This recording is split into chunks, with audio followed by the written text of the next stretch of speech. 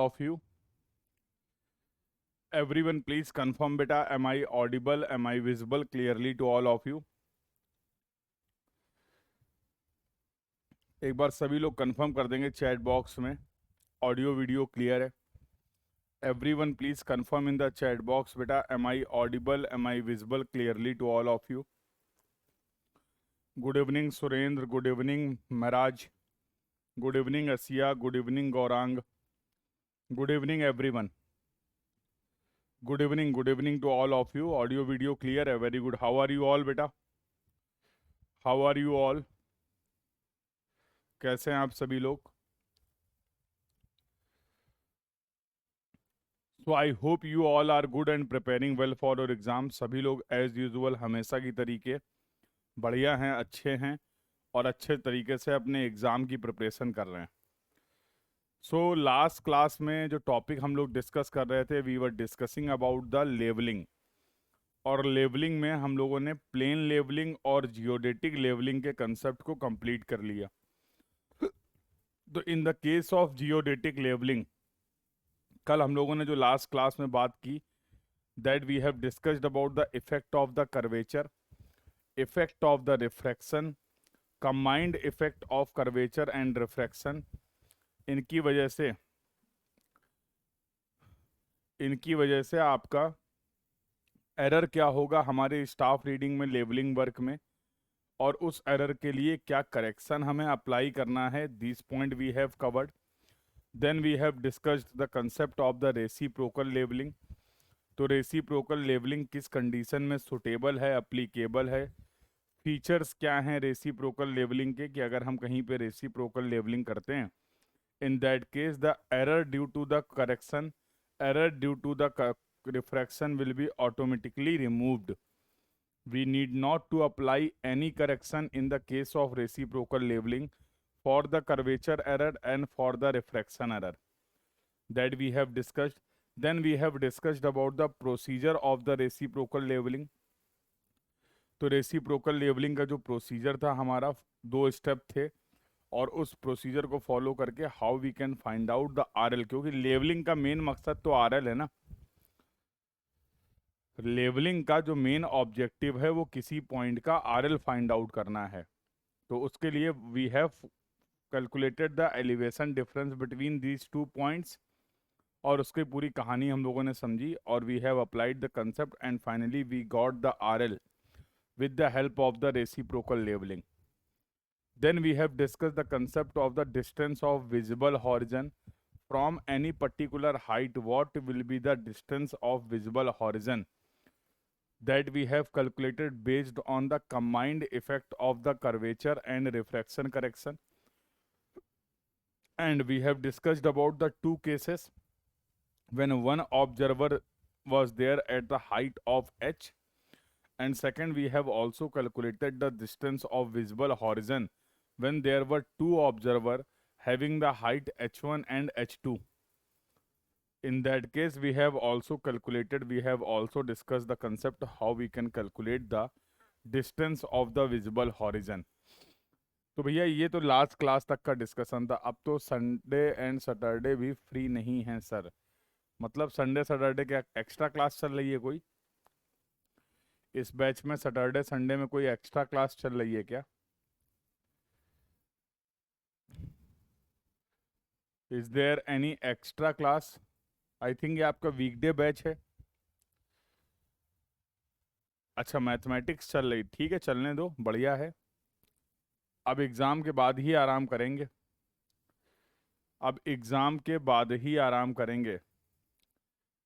अच्छे से एक बार एग्ज़ाम दे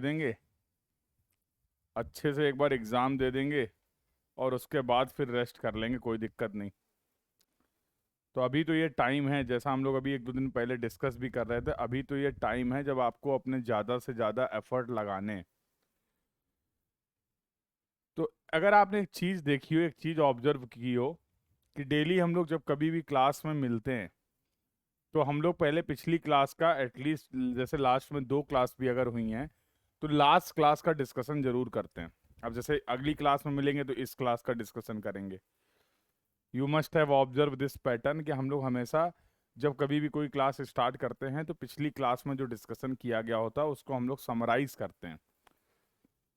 कभी आपने ऑब्जर्व किया कि इस एक्टिविटी में मैक्सिमम कितना टाइम लगता है? जनरली हमारा जो लेक्चर होता है वो हम लोग बोल सकते हैं 1 आवर 30 मिनट से लेकर 2 आवर्स के बीच का होता है। कभी 2 घंटे का भी डिस्कशन होता है, कभी 1.5 घंटे का भी होता है, कभी 1 घंटे 45 मिनट का भी होता है, जितना भी क्लास चल रहा है depending upon the topic. 15 minute तक रिवीजन कभी हुआ ही नहीं है। वरुण, आज का ही देख लो, लास्ट क्लास का कंसेप्ट रिवाइज करने में, समराइज करने में, या जो जो भी उसके की पॉइंट थे जो हमें एग्जाम पॉइंट। अब कर्वेचर करेक्शन के बारे में सब कहानी नहीं याद रखनी है। कर्वेचर करेक्शन के बारे में याद रखना -0.0673 d²। Correction will be in metre, और d², d जो डिस्टेंस होगी that will be in kilometre. Combined correction के बारे में ये पता होना चाहिए। रिफ्रैक्शन करेक्शन का जो मैग्नीट्यूड होता है that will B 1/7 of the curvature correction. Curvature correction का जो मैग्नीट्यूड होता है that is 0.0785 d²। Distance of visible horizon होता है दैट इज 3.855 √h। केस 2 के लिए 3.855 इन वैकेट √h1 प्लस √h2। तो अगर आपने ऑब्जर्व किया तो हार्डली 5 से 6 मिनट लगते हैं, बिल्कुल सही। समझ रहे हो? अगर आप रिवीजन करते रहेंगे तो चीजें इतनी कितने कितने चीजें आसान हो जाएंगी रिटेन करना। और जैसा मैंने पहले भी बताया था, इस अप्रोच को फॉलो करके इस अप्रोच को फॉलो करके आप ज्यादा से ज्यादा टाइम सब्जेक्ट को रिवाइज कर सकते हैं। कब? जब पहली बार आप सब्जेक्ट को पढ़ रहे हैं। हमें अल्टीमेटली मल्टीपल टाइम रिवीजन ही तो करना है अपने एग्जाम के लिए कंसेप्ट्स का। तो हम एक ये पता नहीं कौन सी साइकोलॉजी लेके बैठे होते कि एक बार सिलेबस को कंप्लीट कर लें फिर रिवाइज कर लेंगे। एक बार सिलेबस को कंप्लीट कर लेते हैं फिर रिवाइज कर लेंगे। रिफ्रेश कर लो वरुण, रिफ्रेश कर लो। ठीक है, जिस समय सब्जेक्ट को पढ़ रहे हो, 15 दिन, 20 दिन, 25 दिन जब आपका सब्जेक्ट चल रहा है, अरे उसी समय मल्टीपल टाइम रिवाइज कर लो ना। उस समय रिवीजन कर लोगे तो क्या नुकसान कर जाएगा क्या? और उस समय कंसेप्ट्स को रिवाइज करना, क्योंकि ताजा ताजा चीजें आपने पढ़ रखी हैं। Have you got? अब यही अगर मैं 20 दिन बाद आपको जियोडेटिक लेवलिंग का रिवीजन कराता तो इससे ज्यादा टाइम लगता। इतना टाइम कम क्यों लगा? क्योंकि कल ही तो अभी हम लोगों ने 24 घंटे भी नहीं हुए, अभी इस डिस्कशन को 24 घंटे भी नहीं हुए, तो इतना तो हम रिटेन रखते हैं, इतना तो हमारा दिमाग उन चीजों को रिटेन रखता ही है ना। तो try to develop this approach बेटा, multiple time revision. Revision is the key. आप कितना अच्छा पढ़ रहे हैं, कितना खतरनाक क्रांतिकारी आज पढ़ रहे हैं, कितना अच्छे से चीजें समझ गए हो, इसका कोई मतलब नहीं है एग्जाम वाले दिन अगर आप कंसेप्ट को अप्लाई नहीं कर पा रहे हो। समझ रहे हो? कितना डेप्थ में जाके आपने कंसेप्ट को समझा है, कितना डेप्थ में जाके आपने एनालिसिस की है, कितना डेप्थ में जाके आपने कंसेप्ट को फील किया है, ये सब सेकेंडरी हो जाएगा अगर आप एग्जाम वाले दिन इन कंसेप्ट्स को रिकॉल करके अप्लाई नहीं कर पा रहे हो। There will be no use.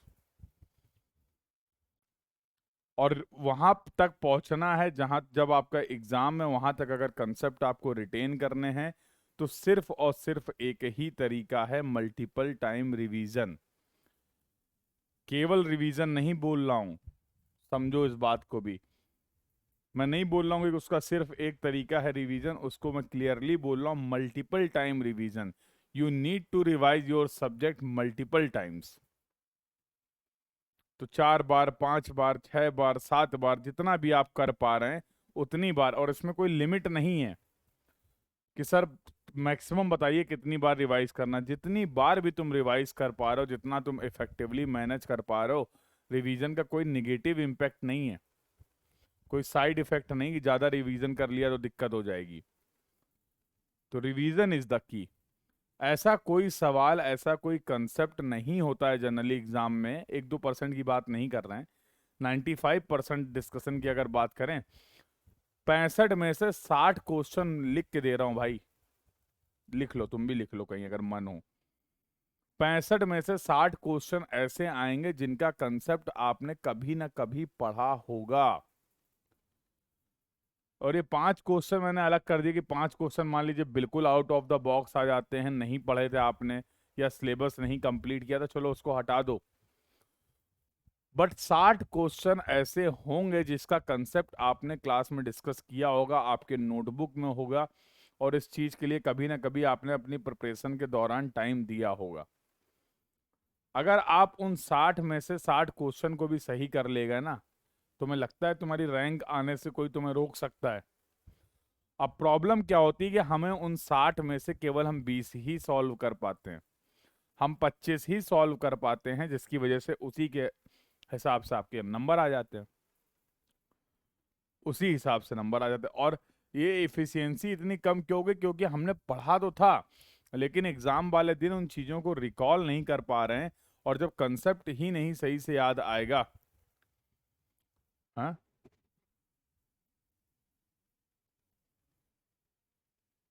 Sir अभी भी ब्लॉक नहीं रिजॉल्व हुआ बेटा, मैंने ब्लॉक का मैसेज कल आपने किया था, मैंने कल ही फॉरवर्ड कर दिया था पर्सन को, और उन्होंने एक्नॉलेज भी कर लिया था कि मतलब हाँ आई हैव रिसीव्ड। अब उसके बाद मैंने अपडेट तो नहीं लिया है, I have forwarded your concern, तो हो जाना चाहिए, बट ऐसा होना नहीं चाहिए। चलो क्लास के बाद में एक बार फिर से पूछ लूंगा, क्लास के बाद मैं आपको फिर से ये मैसेज जो है कि ब्लॉक अनब्लॉक आप नहीं हुए हो, ये मैं फिर से बोल दूंगा।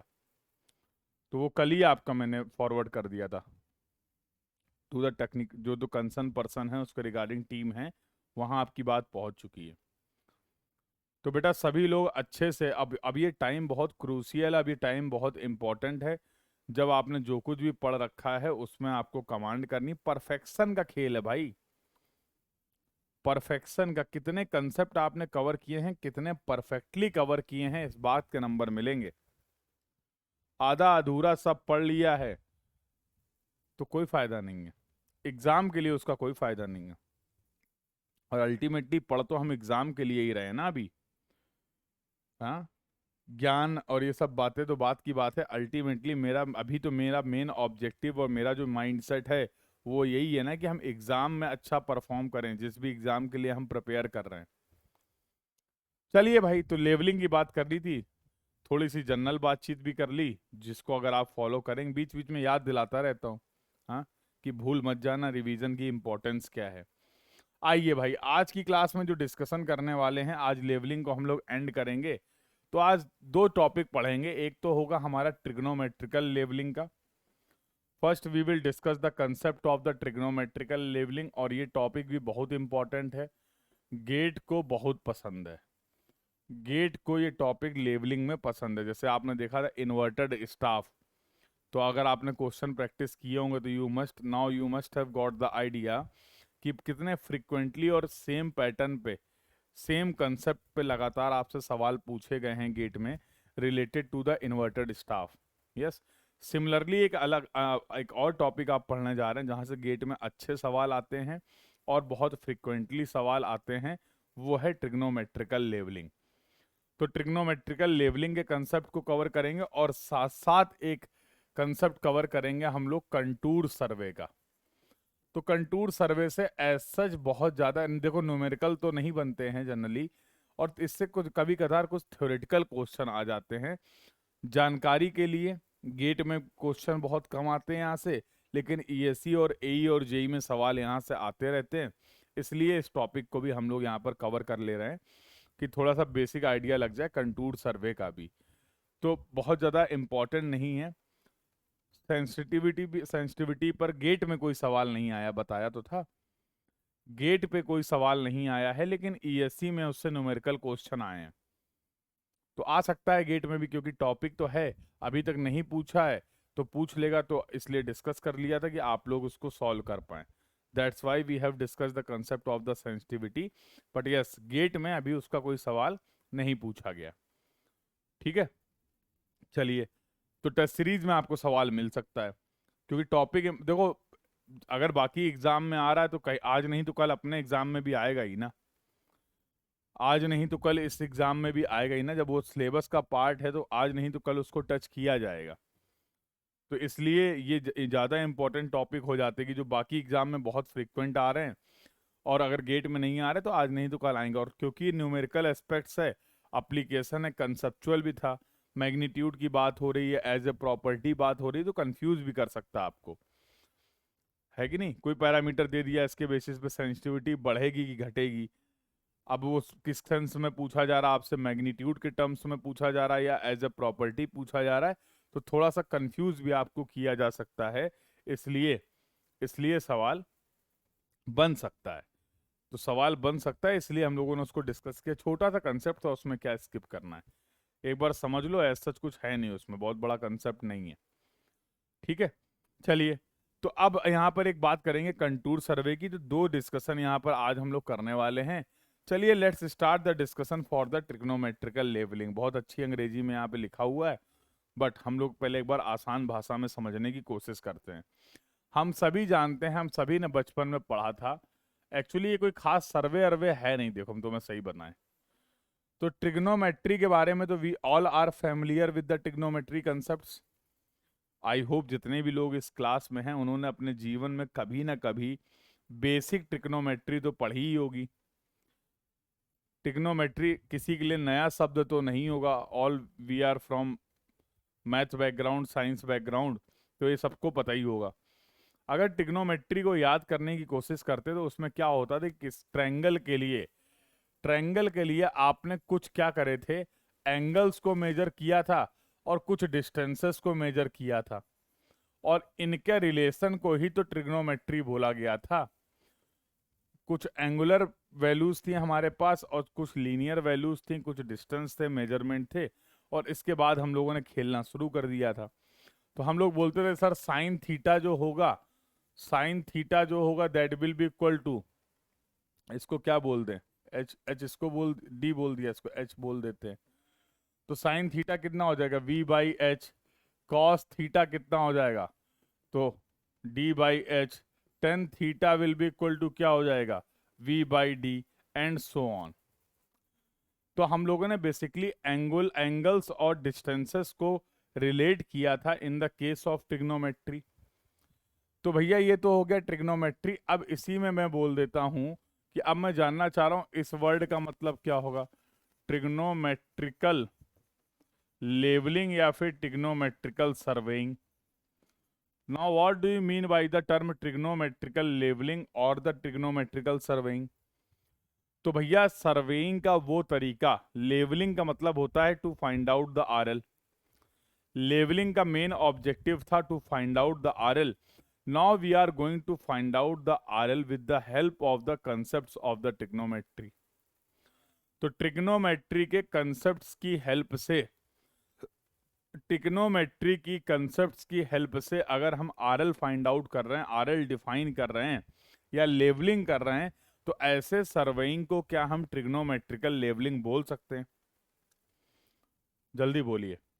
ऐसे सर्वेइंग के तरीके के को हम क्या ट्रिग्नोमेट्रिकल लेवलिंग बोल सकते हैं या ट्रिग्नोमेट्रिकल सर्वेइंग बोल सकते हैं, यस और नो, आप ही बता दो। in which we are using the basic concepts of the trigonometry to find out the RL. Definitely we can say yes or no. अब जरा आप ध्यान से देखो तो यहाँ पर जो आप मेजरमेंट की बात कर रहे थे, दो ही तरीके के मेजरमेंट है बेटा। जैसे ये H हो गया, ये V हो गया, ये D हो गया, कहना इसे all these are the linear measurement. ये सभी के सभी लीनियर मेजरमेंट थे। और सिमिलरली अगर यहाँ पर थीटा की बात करें तो this is your angular measurement. Theta जो है वो एंगुलर मेजरमेंट है। कोई मुझे बताएगा क्या इस डायग्राम को देखकर कि यहाँ पर जो थीटा है, यहाँ पर जो थीटा है वो हॉरिजॉन्टल एंगल है या वर्टिकल एंगल है,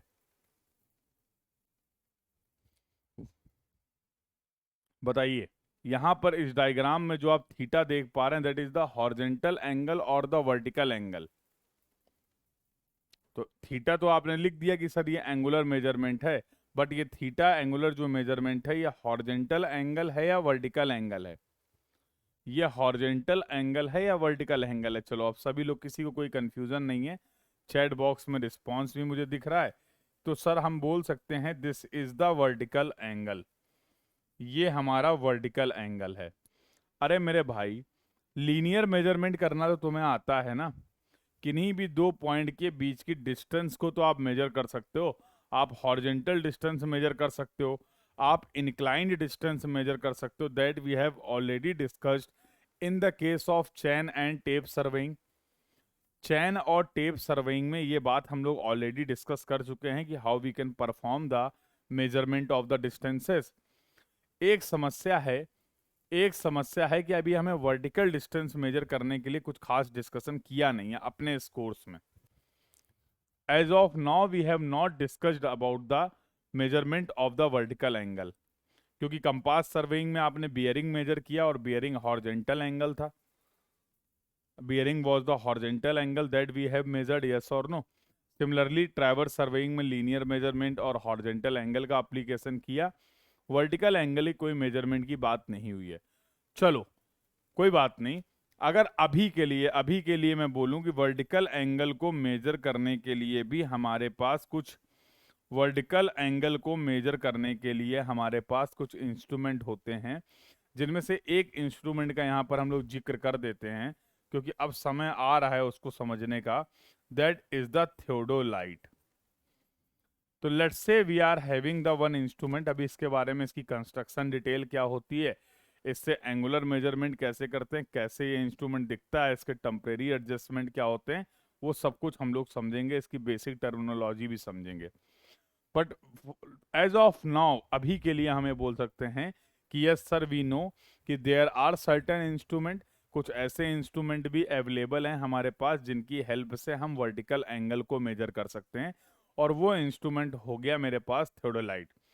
means now we can perform all the linear measurement required for the trigonometrical leveling as well as all the angular measurement required for the trigonometrical leveling।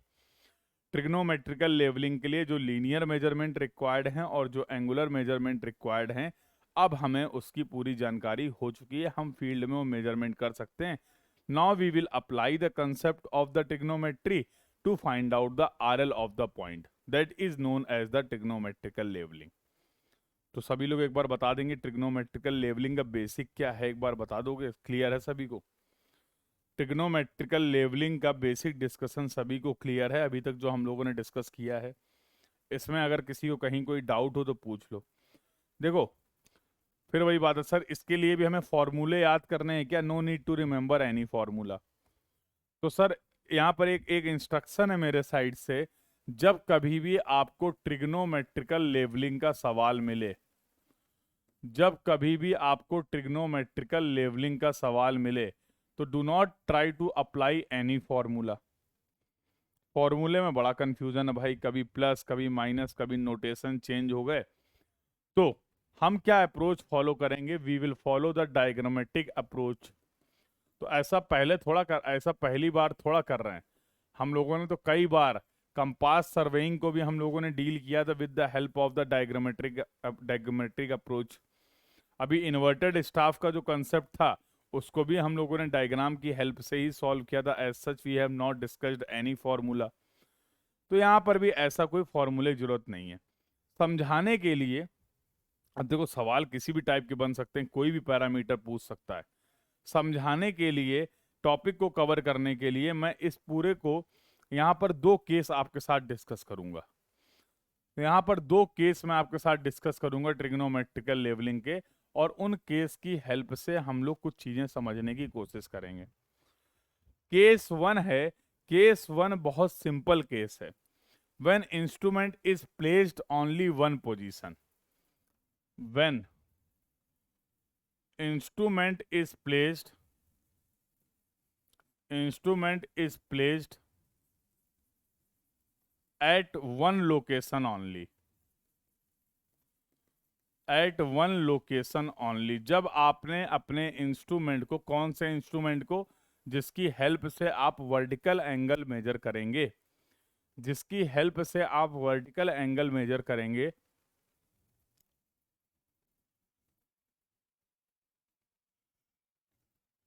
तो बेटा जब आपने अपने इंस्ट्रूमेंट को एक जगह प्लेस किया है तो फिर उस केस में क्या अप्रोच होगी, ऐसा डिस्कस कर लेते हैं। देखो जरा एग्जांपल लेते हैं। जैसे मान लो मैंने बोला फॉर एग्जांपल ये हमारी कोई अर्थ सरफेस है, और अर्थ सरफेस में ये मान लो कोई एक टावर लगा हुआ है, ये अर्थ सरफेस में इस तरीके से कोई एक टावर लगा हुआ है, ये टावर का टॉप पॉइंट है, ये टावर का टॉप पॉइंट हो गया टी, और लेट्स से ये टावर का बॉटम पॉइंट हो गया बी। अब मुझे या तो इसकी हाइट मेजर करनी है, या मैं आपसे पूछ दूं what will be the RL of the T, point T का आरएल क्या होगा, कुछ भी पूछ सकता हूं मैं आपसे। तो यहां पर आप देखिए आप कैसे ट्रिग्नोमेट्रिकल लेवलिंग के कंसेप्ट को अप्लाई कर सकते हैं। अब ऐसा तो है नहीं कि इतनी हाइट में हम टेप लेके चढ़ जाएंगे, वर्टिकल डिस्टेंस का मेजरमेंट कर रहे हैं with the help of the tape, नहीं करेंगे, डिफिकल्ट होगा। तो यहाँ पर कोई ऐसी अप्रोच लगाते हैं कि हम इस हाइट को मेजर कर पाएं या टी पॉइंट के आरएल को फाइंड आउट कर पाएं। तो मैं आरएल के टर्म्स में ही एक्सप्लेन कर सकता हूँ, आपसे हाइट भी पूछ सकते हैं। इसीलिए मैंने कुछ बोला कि कुछ याद नहीं करना, समझना है। सवाल में आपसे आरएल भी पूछा जा सकता है, सवाल में आपसे इसकी हाइट भी पूछी जा सकती है, तो हम लोग याद नहीं कर रहे हैं, हम लोग जनरल तरीके से डिस्कस कर रहे हैं क्या क्या चीजें नोन होंगी और क्या क्या चीजें अननोन होंगी और हम उसको कैसे अप्रोच करेंगे। तो हम लोगों ने क्या करा, हमें लेवलिंग करना था। तो आप सभी लोग जानते हो कि लेवलिंग के लिए कम से कम एक ऐसा पॉइंट होना चाहिए, लेवलिंग के लिए कम से कम एक ऐसा पॉइंट होना चाहिए जो हमें, जिसका आरएल पता होना चाहिए, और ऐसे पॉइंट को हम लोग बोलते हैं बेंचमार्क। तो तरीका क्या बोलता है ऐसी सिचुएशन में सर्वे करने का, कि मैंने अपना एक इंस्ट्रूमेंट लिया और जो थियोडोलाइट है उससे आप लेवलिंग भी कर सकते हैं। थियोडोलाइट की हेल्प से, अभी नेक्स्ट क्लास में थियोडोलाइट के बारे में ही डिस्कशन करेंगे। थियोडोलाइट की हेल्प से अगर आप, उसमें भी टेलीस्कोप होता है बेसिकली, समझ लो।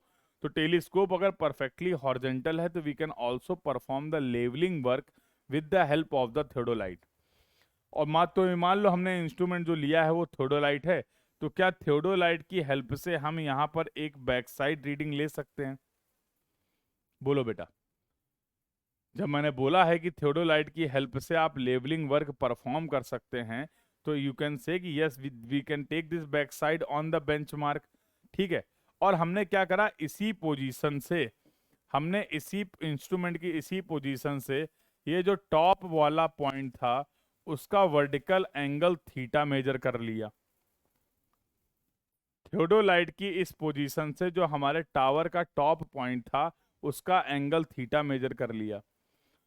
और क्योंकि ये जो पॉइंट आपका ए पॉइंट है जहां पर आपने इंस्ट्रूमेंट को शिफ्ट किया है, ये भी ग्राउंड में है, तो क्या हम इन दोनों पॉइंट के बीच की हॉरिजॉन्टल डिस्टेंस को भी मेजर कर सकते हैं? That will be the linear measurement, that will be the linear measurement, that will be the linear measurement, yes और नो? चलो इसको मैं कैपिटल एच से रिप्रेजेंट कर देता हूं, इसको मैं कैपिटल एच से रिप्रेजेंट कर देता हूं।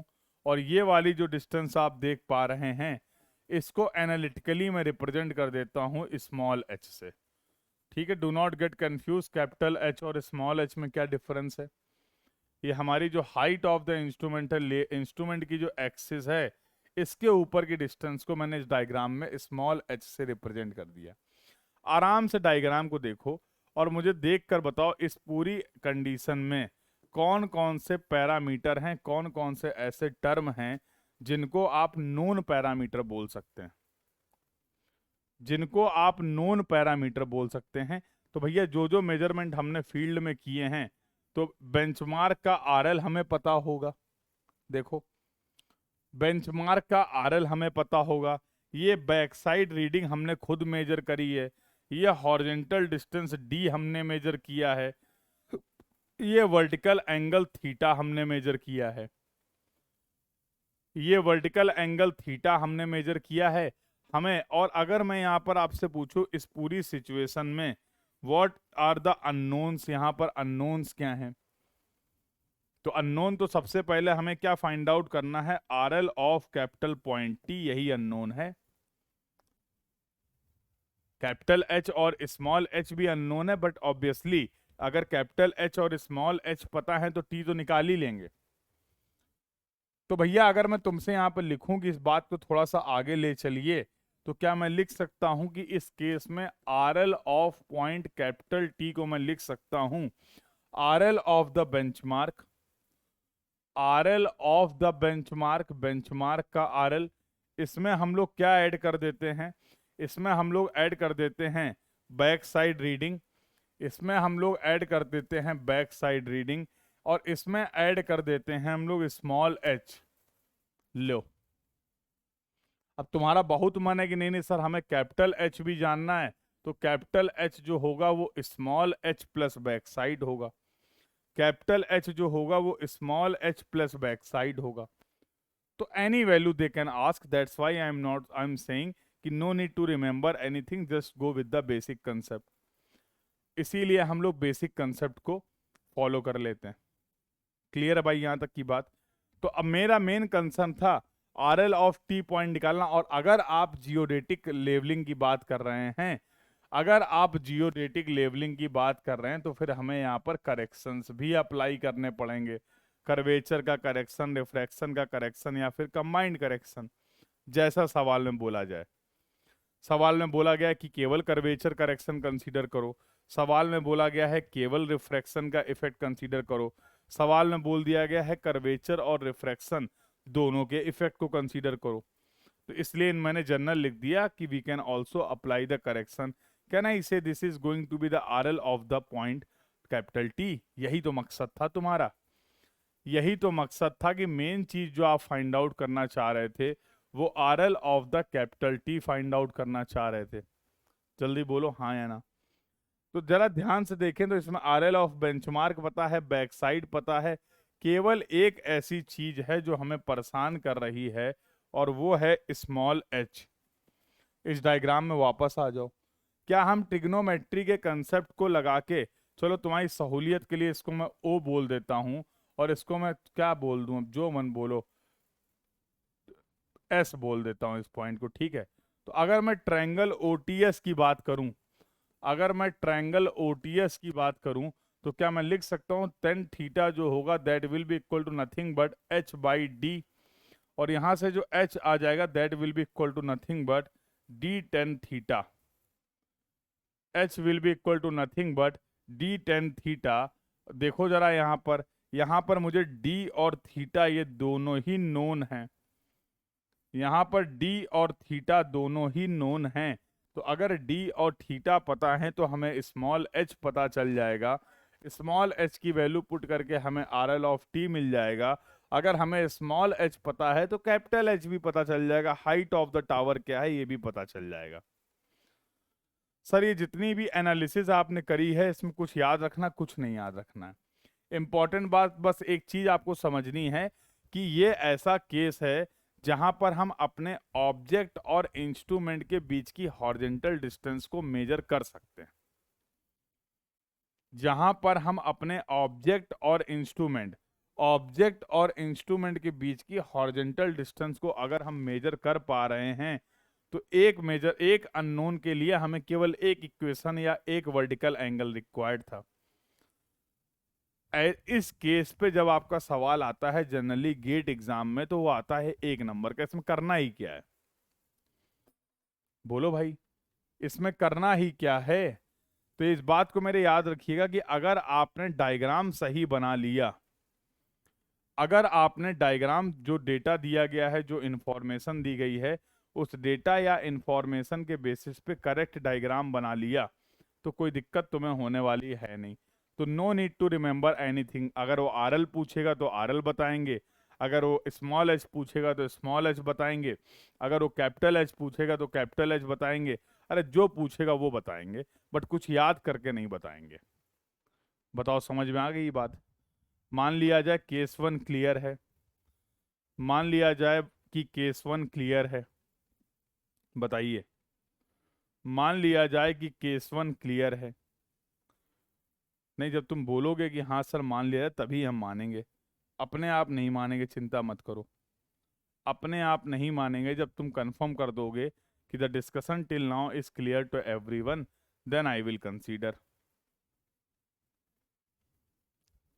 कोई तकलीफ किसी को, किसी मेरे लाल को यहाँ तक अगर कोई दिक्कत हो, कोई तकलीफ हो, कोई परेशानी हो, कोई नाराजगी हो तो बता दो। ये इम्पोर्टेंट है, अच्छी बात है, लेकिन इससे भी जो इम्पोर्टेंट है, इससे भी ज्यादा इम्पोर्टेंट है बेटा, वो है हमारा केस टू।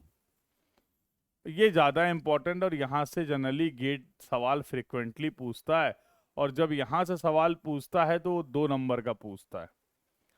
तो 2 नंबर का अगर सवाल पूछा जा रहा है तो ऐसा नहीं कि बहुत कठिन होगा, सिंपल सी बात है। देखो यहाँ पर केस 2 क्या बोलता है कि जब आप ऑब्जेक्ट और अपने इंस्ट्रूमेंट के बीच की हॉरिजॉन्टल डिस्टेंस को मेजर नहीं कर सकते हैं।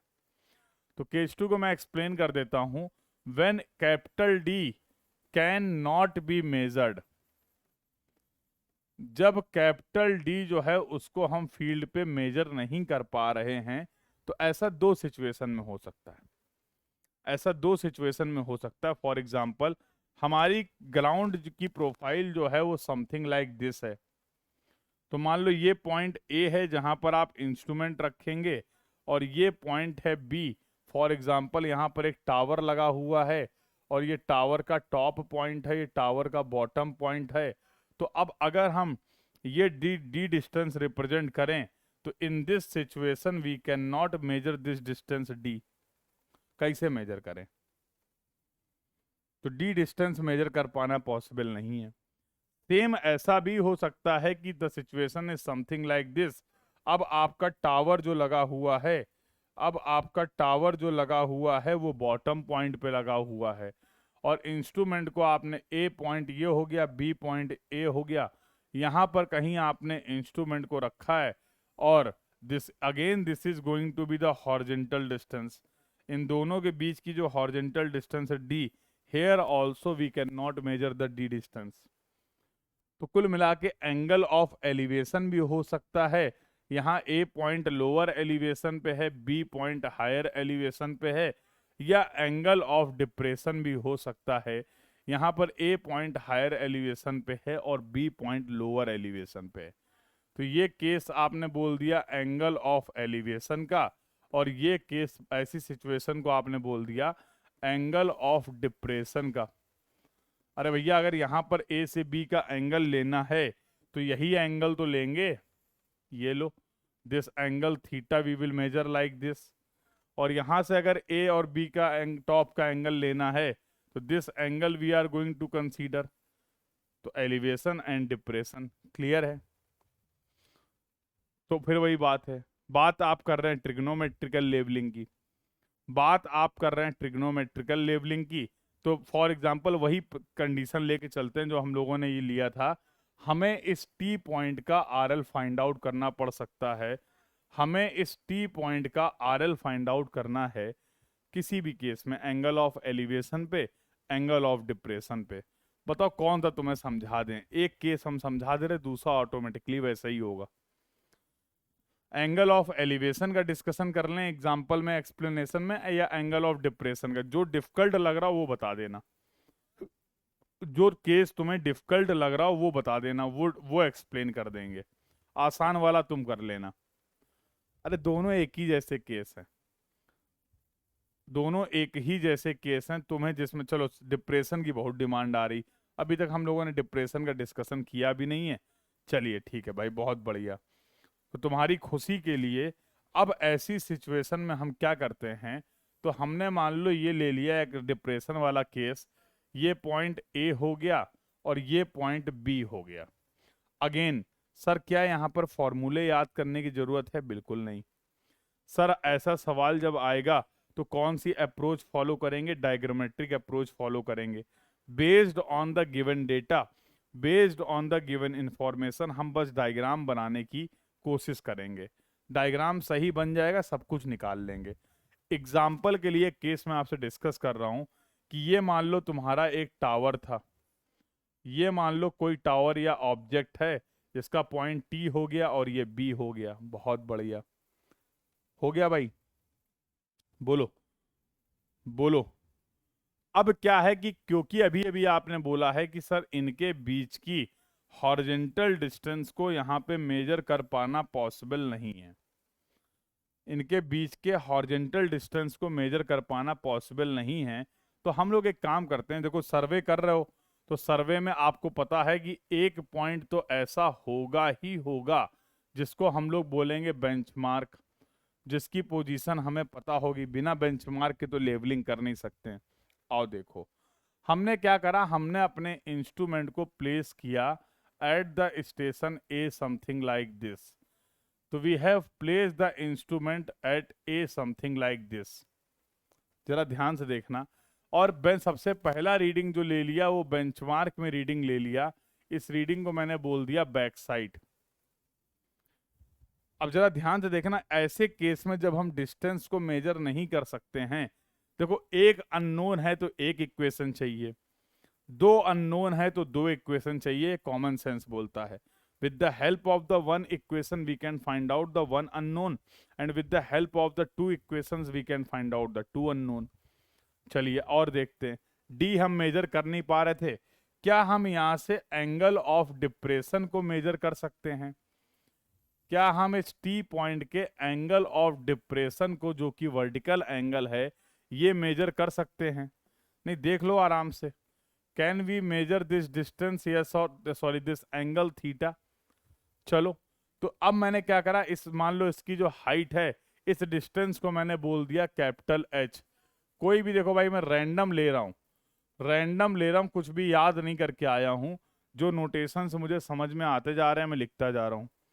ऑब्जेक्ट की हाइट है जो स्मॉल एच हो गई, और इस डिस्टेंस को, चलो कैपिटल एच की जगह कंफ्यूज मत हो, इस डिस्टेंस को अगर मैं कैपिटल वी से रिप्रेजेंट कर दूं, वर्टिकल डिस्टेंस है ना, इसको मैं कैपिटल वी से रिप्रेजेंट कर दूं तो कोई दिक्कत तो नहीं है। इस डायग्राम में ये जो रिमेनिंग डिस्टेंस है, हाइट ऑफ द इंस्ट्रूमेंट से टावर का पॉइंट टी है, उसके बीच के डिस्टेंस को मैंने वी से रिप्रेजेंट कर दिया। कोई दिक्कत? अभी यहां तक के डिस्कशन में कोई दिक्कत है? फिर वही करेंगे, एक तरफ लिखेंगे कौन कौन से नोन पैरामीटर हैं, अभी लिखेंगे थोड़ी देर में, और कौन कौन से अननोन पैरामीटर हैं। इस पूरी कहानी में कौन कौन से नोन पैरामीटर हैं और कौन कौन से अननोन पैरामीटर है, सब लिखेंगे। ठीक है। अब ऐसी सिचुएशन में हम लोग क्या करते हैं कि जब हमें डिस्टेंस मेजर नहीं कर पा रहे हैं, तो हम क्या करते हैं, हम अपने इंस्ट्रूमेंट को क्या कर देते हैं, एक और लोकेशन पे, प्लेस करते हैं। तो now let's say we have place the instrument at location, second location like this. तो ये हमारी फर्स्ट लोकेशन थी जब हमने इंस्ट्रूमेंट को यहां पर रखा, और दूसरी जगह पे हमने इंस्ट्रूमेंट को बी पॉइंट पे रखा। जब हमने इंस्ट्रूमेंट को बी पॉइंट पे रखा, तो क्या इसी बेंचमार्क में हम ये एक और रीडिंग ले सकते हैं, बैक साइड 2? तो 1 से जितने भी मेजरमेंट किए हैं उनको आपने बैक साइड 1 बोल दिया, और we can use the suffix 1 and 2। Second position से जो बैक साइड रीडिंग ली है आपने, उसको बोल दिया बैक साइड 2। और सिमिलरली अगर मैं बात करूं, तो क्या इस इंस्ट्रूमेंट की सेकेंड पोजीशन से भी हम एक एंगल इसका मेजर कर सकते हैं? This angle is going to be let's say θ2। तो अगर आप इसको θ2 बोल लो तो इसको मुझे θ1 बोलना पड़ेगा। अगर आप इसको θ2 बोल लो तो इसको मुझे θ1 बोलना पड़ेगा। बोलो भाई। अब एक अच्छी बात क्या है कि ये दूसरी जगह जब हमने इंस्ट्रूमेंट को शिफ्ट किया है, तो उनके बीच में हॉरिजॉन्टल डिस्टेंस कितनी है हम ये मेजर कर सकते हैं। हम अपने ऑब्जेक्ट तक की डिस्टेंस नहीं मेजर कर पा रहे थे, बट पहली बार जब इंस्ट्रूमेंट जहां पे रखा है, दूसरी बार जहां पर इंस्ट्रूमेंट को रखा है, तो हमने उन दोनों के बीच की हॉरिजॉन्टल डिस्टेंस हमें पता है। We can measure the horizontal distance between these two location of the instrument. Clear है? चलो भाई, अब जरा देखते हैं, तो कुछ नोटेशंस यार और ले लेते हैं, थोड़ा सा नोटेशंस कम लग रहे हैं। तो ये एच ले लिया था, हाइट ले ली थी, चलो चलो कोई बात नहीं। ये वी ले लिया, पूरा वी ले लिया है, ले लो। तो यार इसको भी कुछ ले ही लो। इस वाली डिस्टेंस को, सेकंड वाली डिस्टेंस को क्या ले लें, बताओ क्या ले लें? कुछ भी ले लो यार, जो मन करे वो ले लो, हमें तो कुछ समझ ही नहीं आ रहा आप क्या ले लें। ये डी ले लिए, डी मेजर नहीं कर सकते थे, इसको एच ले लिया है, ये स्मॉल एच है, चलो ये कैपिटल एच ले लो, कोई दिक्कत नहीं, हटाओ। कैपिटल एच अच्छा यहाँ पे ले चुके हैं, कैपिटल एच यहाँ पे ले चुके, नोटेशंस में दिक्कत। अरे इसको एक्स ले लो, लो हटा, ये एक्स ले लो और उसको कैपिटल एच ले लो। अब ठीक है, V1 V2 ले लो, जो मन है वो ले लो, हमें कुछ नहीं याद है, हम तो अभी यहीं पे करेंगे। यहीं पे सॉल्व करेंगे। मेन मकसद क्या था? मेन मकसद था कि हम फाइंड आउट करना चाह रहे थे RL of the point T. वही मकसद लेके चलते हैं। फिर से मैं बोल रहा हूं, जरूरी नहीं है कि आपसे RL of the point T ही पूछा जाए, कुछ भी पूछ सकता है। बट एक बात क्लियर है कि अब दो एंगल हैं तो दो ही अननोन पूछ सकता है। देखो, अब इस पूरी कहानी में अगर मैं नोन पैरामीटर लिखना चाहूं तो कौन कौन से ऐसे पैरामीटर हैं जिनकी वैल्यू मुझे पता है? तो पहली बात तो ये बैक साइड 1 हमने मेजर की है, बैक साइड 2 हमने मेजर की है, आरएल ऑफ द बेंचमार्क हमें पता है, एंगल थीटा 1 हमें पता है, एंगल थीटा 2 हमें पता है, और ये डिस्टेंस जो है x ये हमें पता है। बस इतना ही पता है, बस इतना ही पता है। इसके अलावा और कुछ पता हो तो बताओ। अगर इस पूरी सिचुएशन में मैं अननोन पैरामीटर की बात करूं तो मुझे डी नहीं पता है, मुझे कैपिटल एच नहीं पता है, मुझे स्मॉल एच नहीं पता है, और मुझे कैपिटल वी नहीं पता है। यही तो खेल चल रहा है। देखो आराम से देख लो, आराम से देख लो क्या सही लिखा है मैंने। अब वो अलग बात है कि ये एच वी एच ये सब आपस में एक दूसरे से रिलेटेड हैं। चलो ऐसी सिचुएशन पे अगर अब मैं लिखना चाहूं, मैंने कंडीशन एक्सप्लेन कर दी है कि इस सिचुएशन पे what will be the RL of the point T. Diagram को देखो और बताओ। तो RL of the point T को मैं लिख सकता हूं, this is going to be the RL of the benchmark plus RL of the benchmark में से ऐड कर देते हैं plus back side 1, plus back side 1, और प्लस बैक साइड 1 में माइनस कर देते हैं capital V, plus back side 1 में से माइनस कर देते हैं कैपिटल वी। और जैसा सवाल में बोला जाए, अगर जरूरत होगी तो करेक्शन भी अप्लाई करेंगे अगर जियोडेटिक लेवलिंग होगा। तो I think this will be the RL of the point capital T. हम RL of the point capital T को इस तरीके से रिप्रेजेंट कर सकते हैं। डू यू थिंक यस और नो? आई थिंक मैंने सही लिख दिया है। फिर से मैं बोल रहा हूँ भाई, याद मत करना, हमें खुद नहीं याद था। हमें पता थोड़ा था कि तुम एंगल ऑफ डिप्रेशन पूछ लोगे, हमें तो नहीं पता था। और सबसे अच्छी बात क्या है, जितने भी लोगों ने उस समय कमेंट किया सबने डिप्रेशन ही बोला। यस और नो? तुम एंगल ऑफ एलिवेशन भी तो बोल सकते थे। तो हमने सच में खुद नहीं याद किया है। अभी भी अगर हमें आप कोई सवाल दोगे तो हम डायग्राम बना के ही सॉल्व करेंगे, हमें कुछ नहीं याद है। अब एक काम करते हैं, अब जरा इसको सॉल्व करने की कोशिश करते हैं। हमें आरएल ऑफ द बेंचमार्क पता है, हमें बैक साइड 1 बैक साइड 2 पता है। मेन समस्या है वी को निकालना, मेन समस्या है वी को निकालना। अच्छा, अगर तुम ध्यान से देखो तो ये वाला जो डिफरेंस होगा, ये वाली जो डिस्टेंस होगी, आई थिंक ये कुछ और नहीं है, back side 1 minus back side 2 के बराबर होगी। चेक करो सही बोल रहा हूं कि नहीं। ये v के बाद जो रिमेनिंग डिस्टेंस है वो back side 1 minus back side 2 के बराबर है। तो चलो अगर मैं लिखने के लिए बोल दूं कि यहां पर जो कैपिटल v होगा that will be equal to back side 1 minus back side 2, और इसके बाद क्या है, कैपिटल h निकाल लें, कैपिटल h निकाल लें प्लस कैपिटल h। यस और नो? ऐसा ही तो खेल चल रहा है, ऐसा ही तो खेल चल रहा है। जरूरी नहीं है कि आपसे आरएल ऑफ टी पूछा जाए, ये भी समझ लो। और चीजों को थोड़ा सा समझाने के लिए अगर चाहो तो मैं थोड़ा सा इसमें चेंज कर सकता हूं। अगर मैं बोलूं what will be the RL of the point B, लो अब बताओ पॉइंट बी का आरएल क्या होगा, अब बताओ। तो खेल ही बदल जाएगा।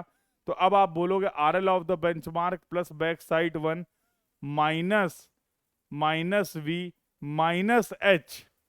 लो थोड़ा सा और कॉम्प्लिकेटेड कर लेते हैं, minus H plus minus correction. अब ठीक है, थोड़ा सा और एक कंडीशन को ले लेते हैं। ठीक है चलो ले लिया। तो अब यहां पर मुझे v नहीं पता है और एक h भी नहीं पता है, h भी नहीं पता है। तो h दो अननोन है, दो अननोन है, अब निकालेंगे इनकी हेल्प से। अब जरा देखो हम क्या कर सकते हैं। तो पहले पोजीशन पे जब आपने इंस्ट्रूमेंट को रखा था तो मान लो ये पॉइंट तुम्हारा हो गया ओ और ये पॉइंट हो गया के। ऐसे ही मेरा मन कर रहा ओ ले लिया। इसको मैं बोल देता हूँ, नाम बहुत है, इसको मैं बोल देता हूँ पी, इसको मैं क्यू बोल देता हूँ और इसको मैं टी बोल ही चुका हूँ।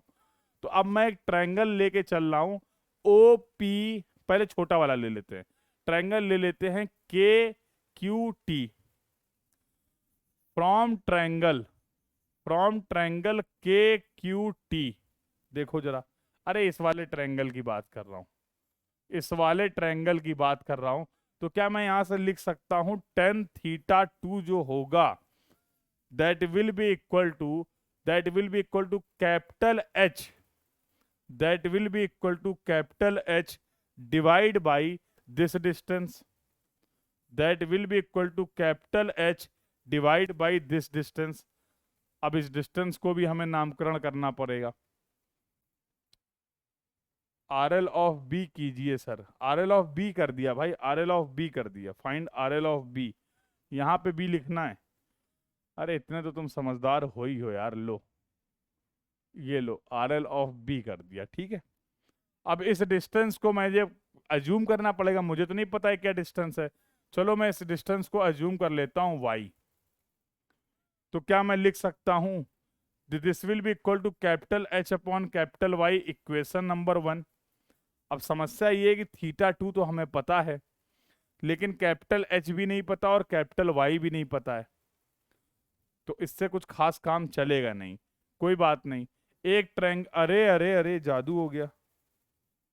अब मैं एक ट्रायंगल और ले लेता हूं, फ्रॉम ट्रायंगल लिखता हूं मैं O P T, triangle O P T अगर ले लेते हैं तो अब मैं यहां पर बोलता हूं टेन थीटा वन जो होगा that will be equal to हो जाएगा capital V by X plus Y, capital V by X plus capital Y. कोई जल्दी नहीं है, हमें देख लो, कोई जल्दी नहीं है, कोई जल्दी नहीं है, आराम से देख लो।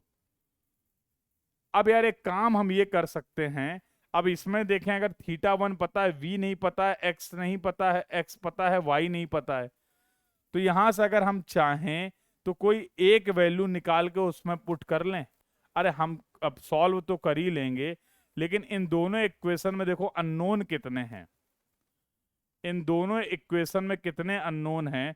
तो क्या मैं बोल सकता हूं यहां से फ्रॉम इक्वेशन 1 और 2, इक्वेशन 1 और 2 की मदद से, इक्वेशन 1 और 2 की मदद से हम ये दो अननोन निकाल सकते हैं, y और कैपिटल H। बोलो, कैपिटल H निकाल सकते हैं और कैपिटल Y निकाल सकते हैं। बोलो, और v जो होगा, v जो होगा वो कुछ और नहीं होगा, B S back side 1 minus back side 2 और प्लस h ये होगा। देखो, तो अगर हमें h पता चल गया है तो हम मान सकते हैं हमें कैपिटल V भी पता है। अगर हमें h पता चल गया है तो हम मान सकते हैं हमें कैपिटल V भी पता चल गया है। यस और नो? आपके पास सारी वैल्यूज अगर होंगी तो और इसको सॉल्व करना आसान हो जाएगा। बट ऐसा हमें कोई जरूरत नहीं है वैल्यूज की, कंसेप्ट डिस्कस कर रहे हैं। तो अब देखो, मुझे बेंचमार्क का आरएल चाहिए था जो कि पता है, बैक साइड चाहिए था, वी फाइनली हमने निकाल लिया। स्मॉल एच की वैल्यू रह गई क्या? स्मॉल एच की कहीं जरूरत पड़ रही है क्या? Small H, small H what will be the RL of, तो या तो हाइट गिवन होगी। अब इतने अननोन, दो से ज्यादा अननोन हम सॉल्व नहीं कर सकते हैं, दो से ज्यादा अननोन हम सॉल्व नहीं कर सकते हैं। ऐसी कंडीशन पे फिर इन्हें ये हाइट प्रोवाइड करनी पड़ेगी। तो हमने मान लिया कि ये हाइट ऑफ द ऑब्जेक्ट भी जो है वो गिवन है। तो भैया अब अगर h गिवन है तो फिर ये v हो गया, ये h हो गया। Now I think very easily we can find out the RL of the point p। Summary क्या है इस डिस्कशन की? समरी क्या है इस डिस्कशन की कि कुछ याद नहीं रखना है। ये केवल एक प्रैक्टिस के लिए मैंने आपको कि किस तरीके, अब देखो ये तो एग्जैक्ट सवाल करने पे ही पता चलेगा ना, ये तो एग्जैक्ट सवाल करने पे ही पता चलेगा कि क्या डेटा दे रखा गया और क्या डेटा नहीं दे रखा गया और कैसे सॉल्व कर सकते हैं। क्या डेटा दे रखा गया है और क्या डेटा नहीं दे रखा गया है। अब ये जब सवाल होगा हमारे सामने, डेटा होगा, तो ही तो हम समझ पाएंगे। बट कंसेप्चुअली क्या है ये मैंने आपको बता दिया। कंसेप्ट हम लोग यहाँ पर क्या लगा रहे हैं ये मैंने आपको बता दिया। बोलो भाई, यहाँ तक के डिस्कशन में अगर किसी को कोई डाउट हो, यहाँ तक के डिस्कशन में अगर किसी को कोई डाउट हो, कोई क्वेरी हो तो बोलो। यार लास्ट ईयर एक सवाल आया था, लास्ट ईयर ट्रिग्नोमेट्रिकल लेवलिंग का एक सवाल आया था, कहाँ है वो सवाल। गेट 2022 का ही सवाल था।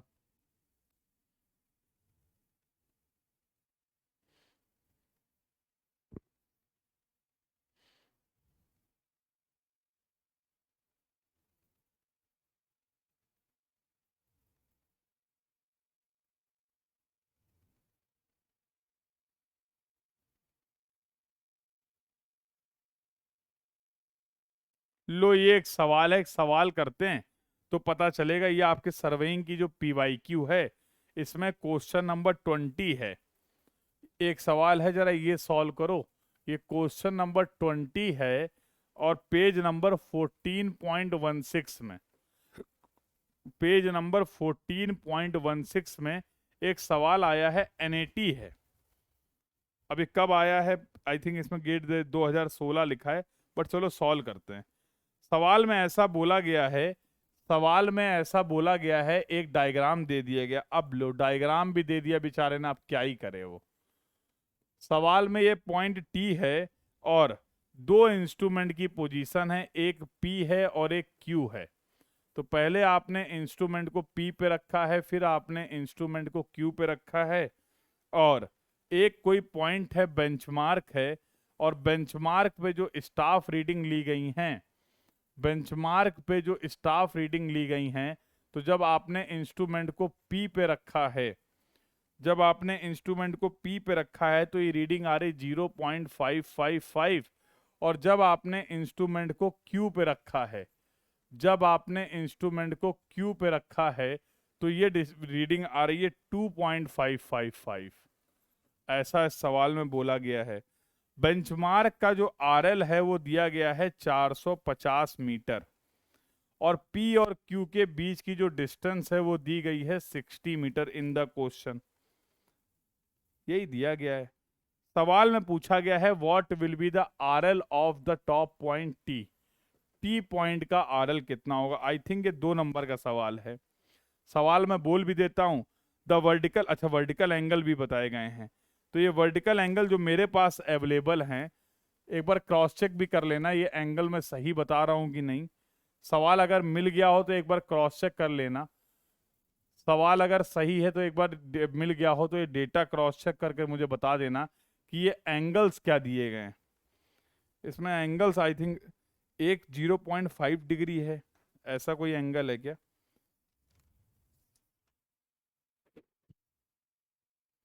नहीं 10.5 है। तो ये एंगल दे रखा गया है 10.5 डिग्री। ये एंगल दे रखा गया आपको 10, इसको मैं θ1 बोल देता हूं। तो θ1 गिवन है 10.5 डिग्री, और θ2 गिवन है आपको, वैल्यू देख लेते हैं। θ2 गिवन है आई थिंक 16.5 डिग्री, 16.5 डिग्री। ये एंगल भी दे रखे गए हैं आपको। ये एंगल θ1 और θ2 भी गिवन है, 10.5 डिग्री और 16.5 डिग्री। अब बताओ,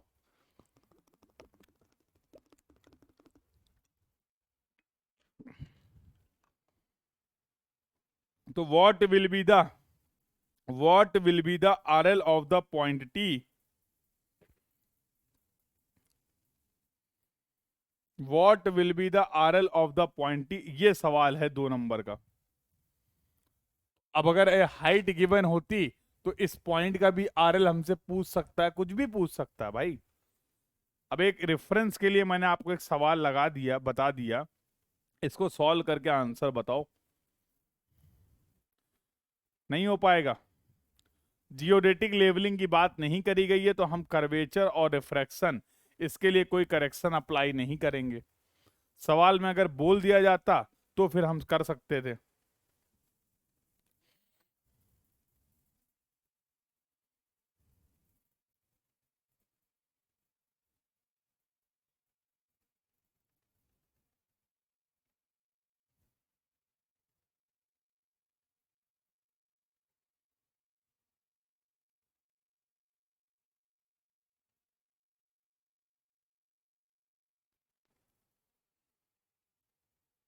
अरे बोलो भाई,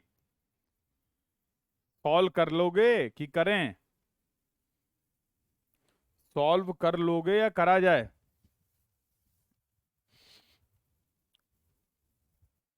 What will be the RL of the point T? The diagram is given in the question. तो कुछ ज्यादा ही आसान सवाल हो गया कि डायग्राम भी आपको दे रखा गया है। अरे हम तो कर ही देंगे, तुम भी तो करो।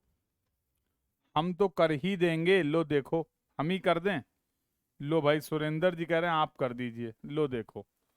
कुछ करना ही नहीं है, कुछ एज्यूम कर लेते हैं। अब ये डिस्टेंस Q और B के बीच में जो डिस्टेंस है, चलो मैंने इस डिस्टेंस को x मान लिया, और ये जो डिस्टेंस है चलो इसको मैंने y मान लिया, और ये जो डिस्टेंस है इसको मैंने z मान लिया। जो मन आएगा, और z जो है वो तो मुझे एक्चुअल में पता है। z जो होगा वो होगा 2.555 माइनस 0.555। आई थिंक z की वैल्यू तो 2 मीटर आ जाएगी, तो z तो नोन है। ठीक है, इस डायग्राम में मैंने इस डिस्टेंस को x मान लिया, इसको y मान लिया, इसको z मान लिया। येलो वाला ट्रायंगल, कंसीडर कंसीडर येलो वाला ट्रायंगल। अबे ऐसे मत लिखना नाम दे देना। कंसीडर येलो वाला ट्रायंगल। येलो वाला ट्रायंगल अगर कंसीडर करेंगे तो आएगा tan theta 2 will be equal to tan theta 2 will be equal to small y upon small x। लो आएगा, बोलो। tan थीटा 2 की वैल्यू पता है, tan 16.5 degree will be equal to y upon x। Equation number 1। जल्दी बोलो हाँ या ना। एक और ट्रायंगल कंसीडर कर सकते हैं, कंसीडर एक्वा कलर वाला ट्रायंगल। कंसीडर एक्वा कलर वाला ट्रायंगल, तो tan थीटा 1 जो हो जाएगा उसको क्या लिख सकते हैं? तो tan theta 1 will be equal to y plus Z upon y plus Z upon 60 plus x। जल्दी बोलो हाँ या ना। Can I write like this? Can I write like this? यहां से कोई एक वैल्यू निकाल लो, चलो किसको उड़ा दें भैया। एक वैल्यू तो हटानी पड़ेगी ना, दो अननोन हैं तो सॉल्व नहीं हो पाएंगे। तो मैंने क्या करा, इस y की वैल्यू को लिख देते हैं। y will be equal to x tan 16.5 degree. ठीक है, तो ये y यहां पर पुट कर दो, तो 10.5 degree will be equal to x tan 16.5 degree, tan 16.5 degree plus z की वैल्यू है 2 डिवाइड बाई 60 प्लस x। अब इस पूरी इक्वेशन में कितने अननोन हैं देखो। अब इस पूरी इक्वेशन नंबर 2 थी, यहां से इक्वेशन नंबर 1 से y की वैल्यू उठाई और 2 पे पुट करी। अब यहां पर आई थिंक केवल और केवल एक ही अननोन है, वैल्यू नहीं निकाल पाओगे। जल्दी बोलो हाँ या ना। ये वैल्यू नहीं निकाल पाओगे क्या? 24.353। चेक करो जरा, चेक करो। और जब x पता चल गया है तो y भी पता चल जाएगा। जब x पता चल गया है तो y भी पता चल जाएगा। यस और नो? अरे यार, अब इतनी देर लगाओगे तो कैसे चलेगा। तो RL ऑफ पॉइंट T जो हमें निकालने को बोला गया था, RL ऑफ पॉइंट T हो जाएगा बेंचमार्क। तो पहले तो हो जाएगा बेंचमार्क। बेंचमार्क में एक काम कर देते हैं, ऐड कर देते हैं डायरेक्ट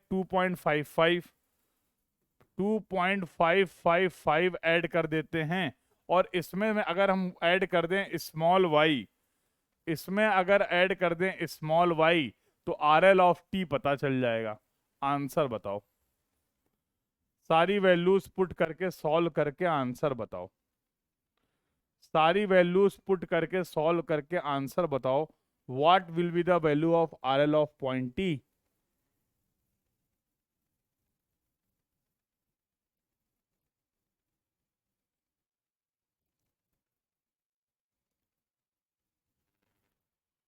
पॉइंट टी का आर एल क्या आ रहा है?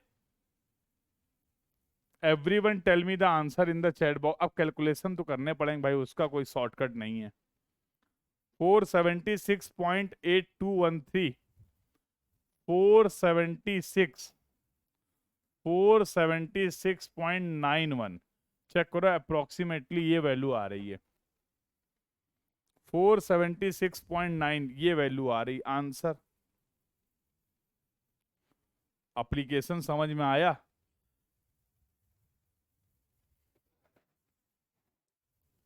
एप्लीकेशन समझ में आया? कितने फॉर्मूले याद करे थे? कुछ नहीं किया था। हाँ, अब हमें क्या पता कब वो टी का आरएल पूछ रहा है, कब वो बी का आरएल पूछ रहा है, कब क्या पूछ रहा है। अब हम क्या क्या याद कर लें भाई, हम क्या क्या याद कर लें? तो हमने कुछ नहीं याद किया उल्लू। ज्यादा कंफ्यूज कर रहे थे याद करने के लिए, तो फिर हमने कुछ नहीं याद किया। बेसिक जितनी ट्रिग्नोमेट्री आती थी उतने से ही काम चला लिया। जितनी ट्रिग्नोमेट्री हमने बचपन में पढ़ी थी उतने से ही हमारा काम चल गया। Everyone please confirm, everyone please confirm बेटा। The discussion about the trigonometrical levelling is clear to everyone.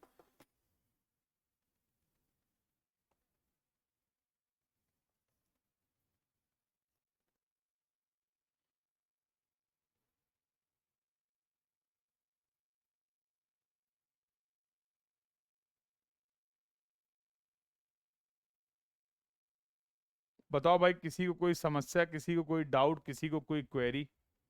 If any one having any doubt, any query, you can ask your doubt, you can ask your query.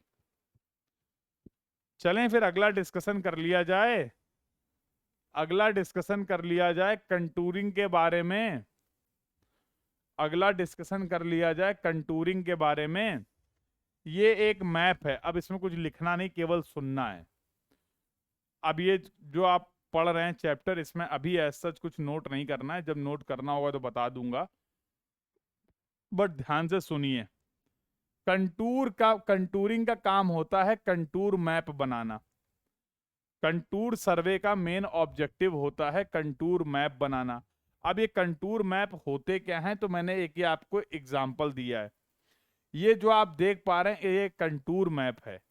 क्या इस contour map को देखकर कुछ भी समझ में आ रहा है? तो इस कंटूर मैप को देख रहे हैं तो इसमें बहुत सारी आड़ी टेढ़ी लाइनें दिख रही हैं और बीच बीच में ये कुछ वैल्यू लिखी हुई हैं। अगर आप ध्यान से देखो तो बीच बीच में कुछ ये वैल्यू लिखी हुई हैं। These are some value that have been mentioned in the contour map. These are some value 8400, 9600, 8800, 8400, 8600 and so on. ये दिख रहा है। लेकिन मैं पूछूं कि इस कंटूर मैप को देखकर कुछ तुम्हें समझ में आ रहा है, तो जवाब आएगा अभी के लिए नहीं। हमें नहीं दिख रहा। नीलू ब्लॉक हो गई है, वरुण भी। अरे इन्होंने ऐसा क्या कर दिया?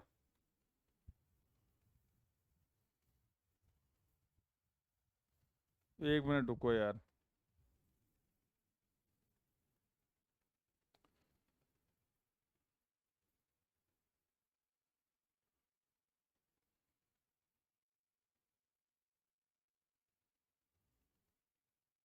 अरे यार अब इसमें तुम्हारी डिटेल चाहिए होगी, मुझे डीएम करो, मुझे मैसेज करो, मुझे मैसेज कर सकते हो डायरेक्टली, कुछ है तरीका? उसमें अपनी ईमेल आईडी, ग्रुप में मैसेज मत करना भाई, ठीक है? फालतू परेशान हो जाओगे।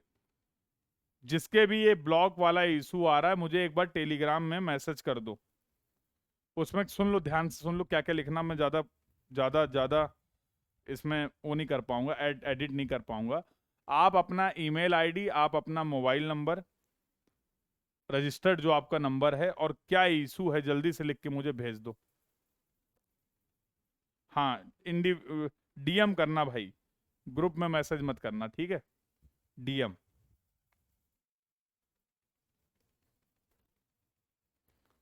भेज दो, फिर इसको फॉरवर्ड कर देता हूँ, फिर आगे चलते। कुछ बच्चे ब्लॉक हो गए, आई डोंट नो वाई।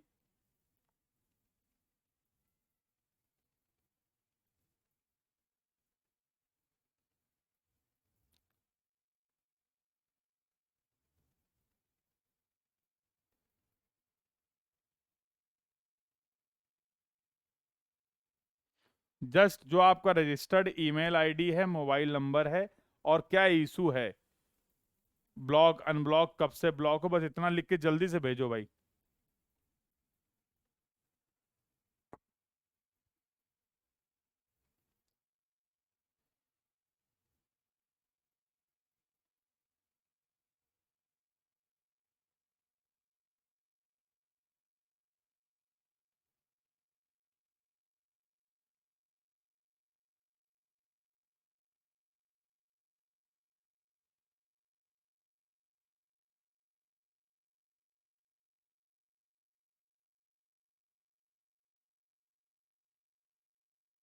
बस 2 मिनट का टाइम दो मुझे, कर रहा हूँ भाई। टेक्नोलॉजी में थोड़ा सा मैं वीक हूँ, थोड़ा टाइम लग जाएगा, 1 मिनट दे दो बस।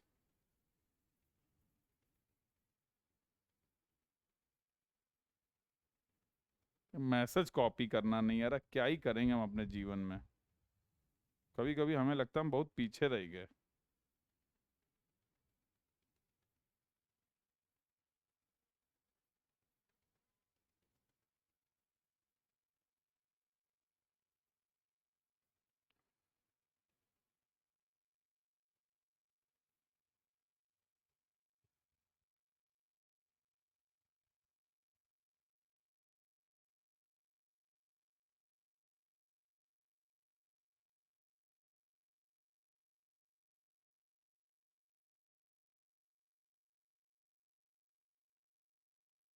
क्या कह रहे हो? दिव्यांश कह रहे हैं ब्लॉक फ्रॉम टुमारो।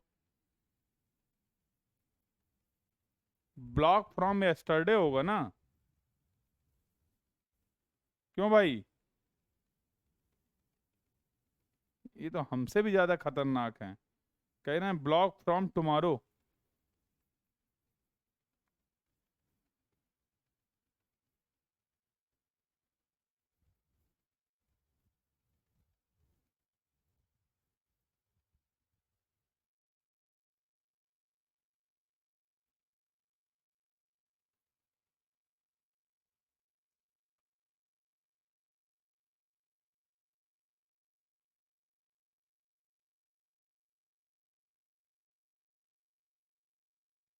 अरे 1 मिनट, 1 मिनट, थोड़ा रुक जाओ, धैर्य रखो यार। ज्यादा कॉम्प्लिकेटेड मत करो। अभी मेरे पास जो मैसेज आ रहे हैं उनको मैं फॉरवर्ड कर दे रहा हूँ, 1 मिनट का टाइम दे दो भाई।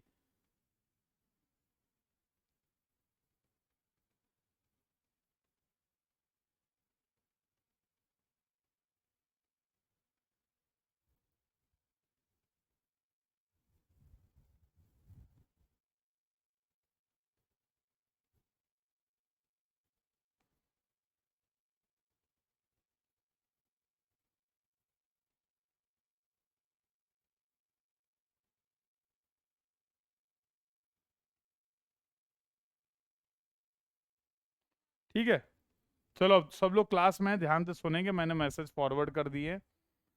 दिव्यांश, नीलू, वरुण। दिव्यांश, नीलू, वरुण। अच्छा, दिव्यांश चालू भी हो गए, क्या बात है, देख रहे हो?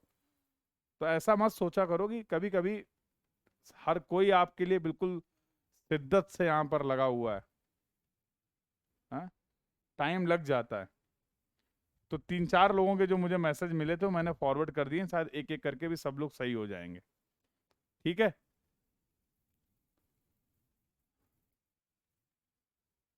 ठीक है, एक बार कंफर्म कर देना जैसे जैसे लोग जिनका अनब्लॉक होता है, या बता देना। हाँ, चटर्जी, चटर्जी का भी, चटर्जी भी बोल दिया। ठीक है, चले आगे, आगे बात करी जाए।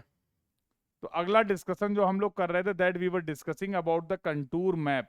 देखो मैप होता है 2D, लेकिन मैं बोलूं कि अब हम एक ऐसा जादुई मैप बनाने जा रहे हैं, हम एक ऐसा जादुई मैप बनाने जा रहे हैं जिसमें हम एक 2D मैप की हेल्प से भी हमें ग्राउंड के एलिवेशन का आइडिया लग जाएगा। सुनो ध्यान से, मतलब ग्राउंड की प्रोफाइल क्या है, कहां पर एलिवेटेड है, कहां पर डिप्रेस्ड है, कहां पर गड्ढा है, कहां पर ऊंचाई है, कहां पर कटिंग है, कहां पर फिलिंग है, हमें एक 2D मैप से ये भी पता चल जाएगा। ये तो बड़ी जादुई बात हो गई ना मेरे भाई। एक्स वाई कोऑर्डिनेट की बात हो रही थी, लेकिन अब आप मैप की हेल्प से हाइट और डेप्थ को भी विजुअलाइज कर सकते हैं। एक 2D मैप की हेल्प से हाइट और डेप्थ को भी विजुअलाइज कर सकते हैं। कितनी अच्छी बात है, कितनी अच्छी बात है, यस और नो?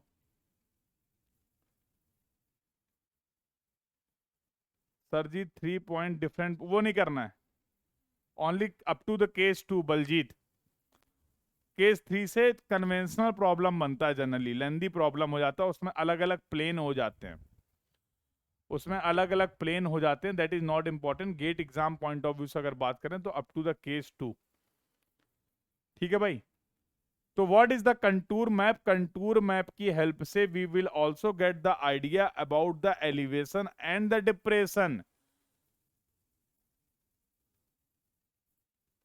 तो हो सकता है कि अभी आपको इस मैप से देखकर कुछ समझ में ना आए, लेकिन जब आप कंटूर और उसकी कुछ बेसिक टर्मिनोलॉजी और उसकी कुछ बेसिक कैरेक्टरिस्टिक्स को समझ जाएंगे तो ये बात आपको समझ में आ जाएगी। इस मैप को देखकर आप चीजें विजुअलाइज कर पाएंगे।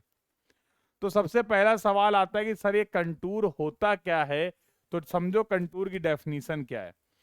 Contours contours are the imaginary line. पता नहीं क्या लिखा है, वहां पे भी सही लिखा होगा, जो मैं बोल रहा हूं उसको ध्यान से सुनो। Contours are the imaginary line which joins और connect the point having the same RL. Hindi में बता देता हूं, सेम आरएल वाले पॉइंट को मिलाने वाली जो लाइन होती है, सेम रिड्यूस लेवल वाले पॉइंट्स को मिलाने वाली जो लाइन होती है, उसको हम लोग बोलते हैं कंटूर लाइन। जैसे फॉर एग्जाम्पल अगर मैं आपसे बोलूं कि यह अपना रेफरेंस प्लेन है, ये अपना रेफरेंस है, इस रेफरेंस से 1 मीटर की हाइट में जितने पॉइंट हैं, इस रेफरेंस से 1 मीटर की हाइट में जितने पॉइंट हैं, अगर मैं उन सभी पॉइंट को लोकेट कर लूं, इस रेफरेंस से 1 मीटर की हाइट में जितने भी पॉइंट हैं, अगर मैं उन सभी पॉइंट को लोकेट कर दूं और इस तरीके से इन सभी पॉइंट्स को कनेक्ट कर दूं, तो can I say this is the contour of 1 metre.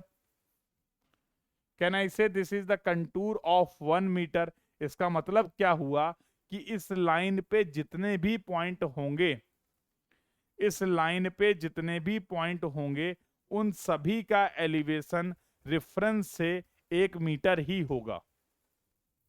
यही तो मतलब हुआ, all the points on this line will have the same elevation from the same reference. ऐसे ही अगर मैं यहां पर किसी भी तरीके से इस रेफरेंस से 5 मीटर एलिवेशन वाले पॉइंट को लोकेट कर लूं, जिनका एलिवेशन यहां से 5 मीटर है, इनको कनेक्ट कर दूं, तो can I say this is going to be the contour of 5 metre. Can I say this is going to be the contour of 5 metre. तो सबसे पहले आपको यह समझना है कंटूर की डेफिनेशन क्या होती है। Contours are the imaginary line which joins or connect or meet the point of having the equal elevation or the equal RL। Definition समझ में आ गई? आई थिंक यही लिखा भी होगा। कंटूर में be defined as the imaginary line passing through the points of equal elevation on the earth surface is known as the contour, is known as the contour। Definition clear है? अब contour में 2 term और आते हैं जिनके बारे में आपको पता होना चाहिए। एक होता है कंटूर इंटरवल। अब यूज ऑफ कंटूर क्या है, थ्योरेटिकल है, पढ़ लेना, इसकी कोई खास जरूरत नहीं है अभी। अब ये टर्म समझिए, ये terminology important, that is the contour interval. How we can define the contour interval? It is the vertical distance, अरे जादू, it is the vertical distance between the two consecutive contour is termed as the contour interval। इसको समझते हैं, इसको समझते हैं। जैसे for example ये अर्थ है, ये हम खड़े हुए हैं। अरे ये ऐसे कैसे खड़े हो गए? अबे खड़े भी नहीं होने दोगे क्या? अलग ही तुम लोग का जलवा है। तो ये हम खड़े हुए हैं, ये लो खड़े हो गए। ये हमारा अर्थ सरफेस है, मान लो हम इसको रेफरेंस ले रहे हैं। तो मैंने यहां से रेफरेंस से 2-3 हाइट मार्क कर ली। फॉर एग्जांपल ये ले ली मैंने 1 फीट, मीटर में ले ले। अब कहोगे तुम सर आप इतने मीटर के कैसे हो गए? चलो 0.5 मीटर, ये मैंने ले लिया 1 मीटर, ये मैंने ले लिया 1.5 मीटर, और ये मैंने ले लिया 2 मीटर। ये 4 कंटूर मैंने यहाँ पर लोकेट कर लिए। 0.5 मीटर, 1 मीटर, 1.5 मीटर, 2 मीटर। अरे फॉर एग्जाम्पल, ठीक है, चलो मान लिया, सबके लिए रेफरेंस सेम है। अब यहां पर अगर मैं बात करूं कॉन्जिक्यूटिव कंटूर की, तो क्या मैं बोल सकता हूं 0.5 मीटर और 2 मीटर जो है वो कॉन्जिक्यूटिव कंटूर है? क्या मैं यहां पर बोल सकता हूं कि 0 पॉइंट, अब भैया अगर 1.5 मीटर की तुम बात कर रहे हो तो मेरे शरीर में 1.5 मीटर एलिवेशन वाले पॉइंट चारों तरफ होंगे। देखो ऐसे, ये जितने भी पॉइंट आपको दिख रहे हैं इनका सबका एलिवेशन जो है वो अर्थ सरफेस से 1.5 मीटर ही होगा। तुम्हें नहीं लगता है यहां से इन सबको ऐसे मिला दोगे तो ये जो लाइन मिलेगी ऐसे, ये 1.5 मीटर का कंटूर है?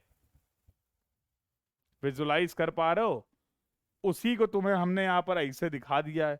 चारों तरफ पॉइंट मिलेंगे ना, सभी पॉइंट कनेक्ट करने हैं, सभी पॉइंट कनेक्ट करने हैं। ठीक है, चलो ये समझ गए। तो भैया ये कॉन्जिक्यूटिव कंटूर नहीं, कॉन्जिक्यूटिव कंटूर की बात करें तो these are the consecutive contour. 0.5 और 1 मीटर वाला कॉन्जिक्यूटिव कंटूर है, ठीक है। 1 और 1.5 वाला कंटूर कॉन्जिक्यूटिव कंटूर है। 1.5 और 2 वाले जो कंटूर हैं ये कॉन्जिक्यूटिव कंटूर हैं। तो पहला टर्म आपने डिफाइन किया, कंटूर इंटरवल क्या होता है? It is the vertical distance between the 2 consecutive contour. बताओ इस एग्जाम्पल में कंटूर इंटरवल कितना है? इस एग्जाम्पल में कंटूर इंटरवल कितना है? 2 कॉन्जिक्यूटिव कंटूर के बीच में जो वर्टिकल डिस्टेंस, वर्टिकल हाइट का गैप है, क्या हम उसी को कंटूर इंटरवल बोल सकते हैं? अब एक कॉमन सेंस की बात है, सोचो और बताओ। जब कभी भी हम कंटूरिंग करेंगे, जब कभी भी हम कंटूर सर्वे करेंगे, फाइनली जब कभी भी हम कंटूर मैप बनाएंगे, उस कंटूर मैप में जितनी भी इंफॉर्मेशन आपने रिप्रेजेंट की है उसको रिप्रेजेंट करने के लिए, उस पर्टिकुलर एक कंटूर मैप के लिए हम कंटूर इंटरवल को सेम रखें या अलग अलग रखें? क्या सजेशन है तुम्हारा? Contour interval should be same for the entire contour map or it should be variable?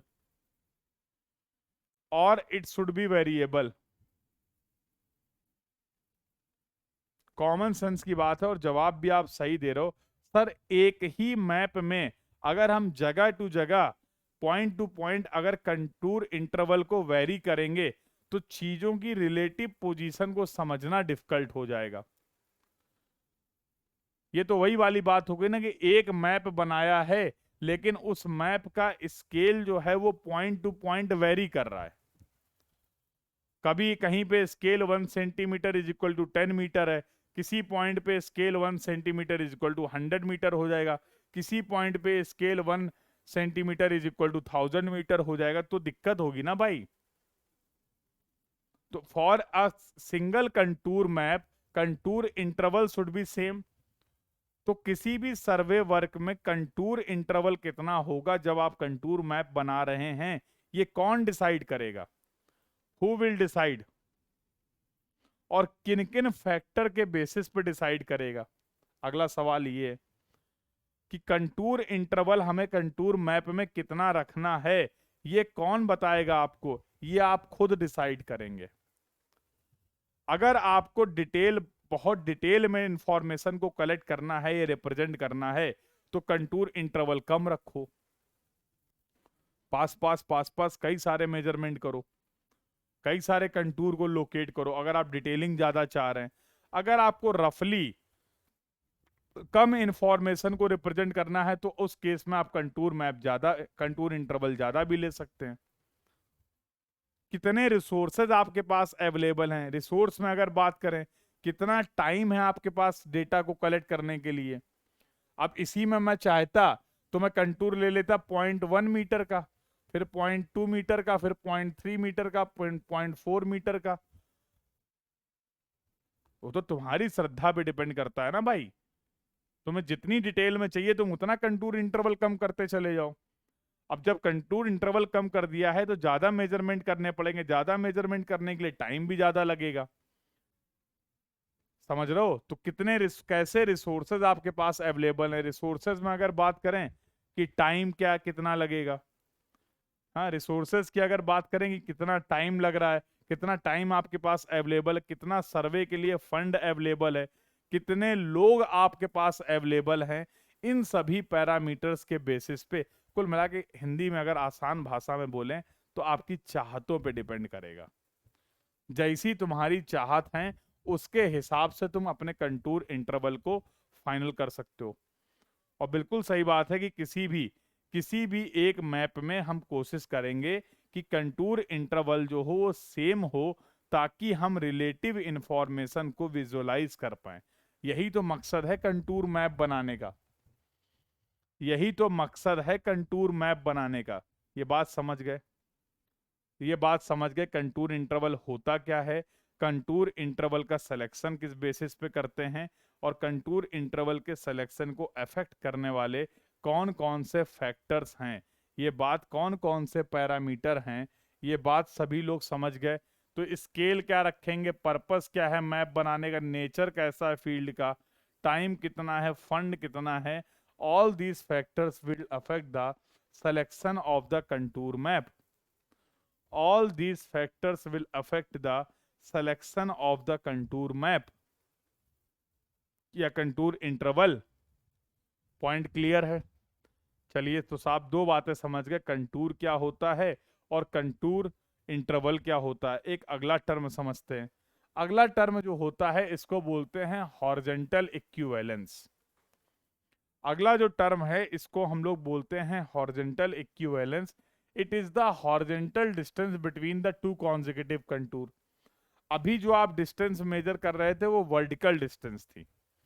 अभी दो कॉन्जिक्यूटिव कंटूर के बीच में जो डिस्टेंस आपने मेजर करी थी वो वर्टिकल डिस्टेंस थी।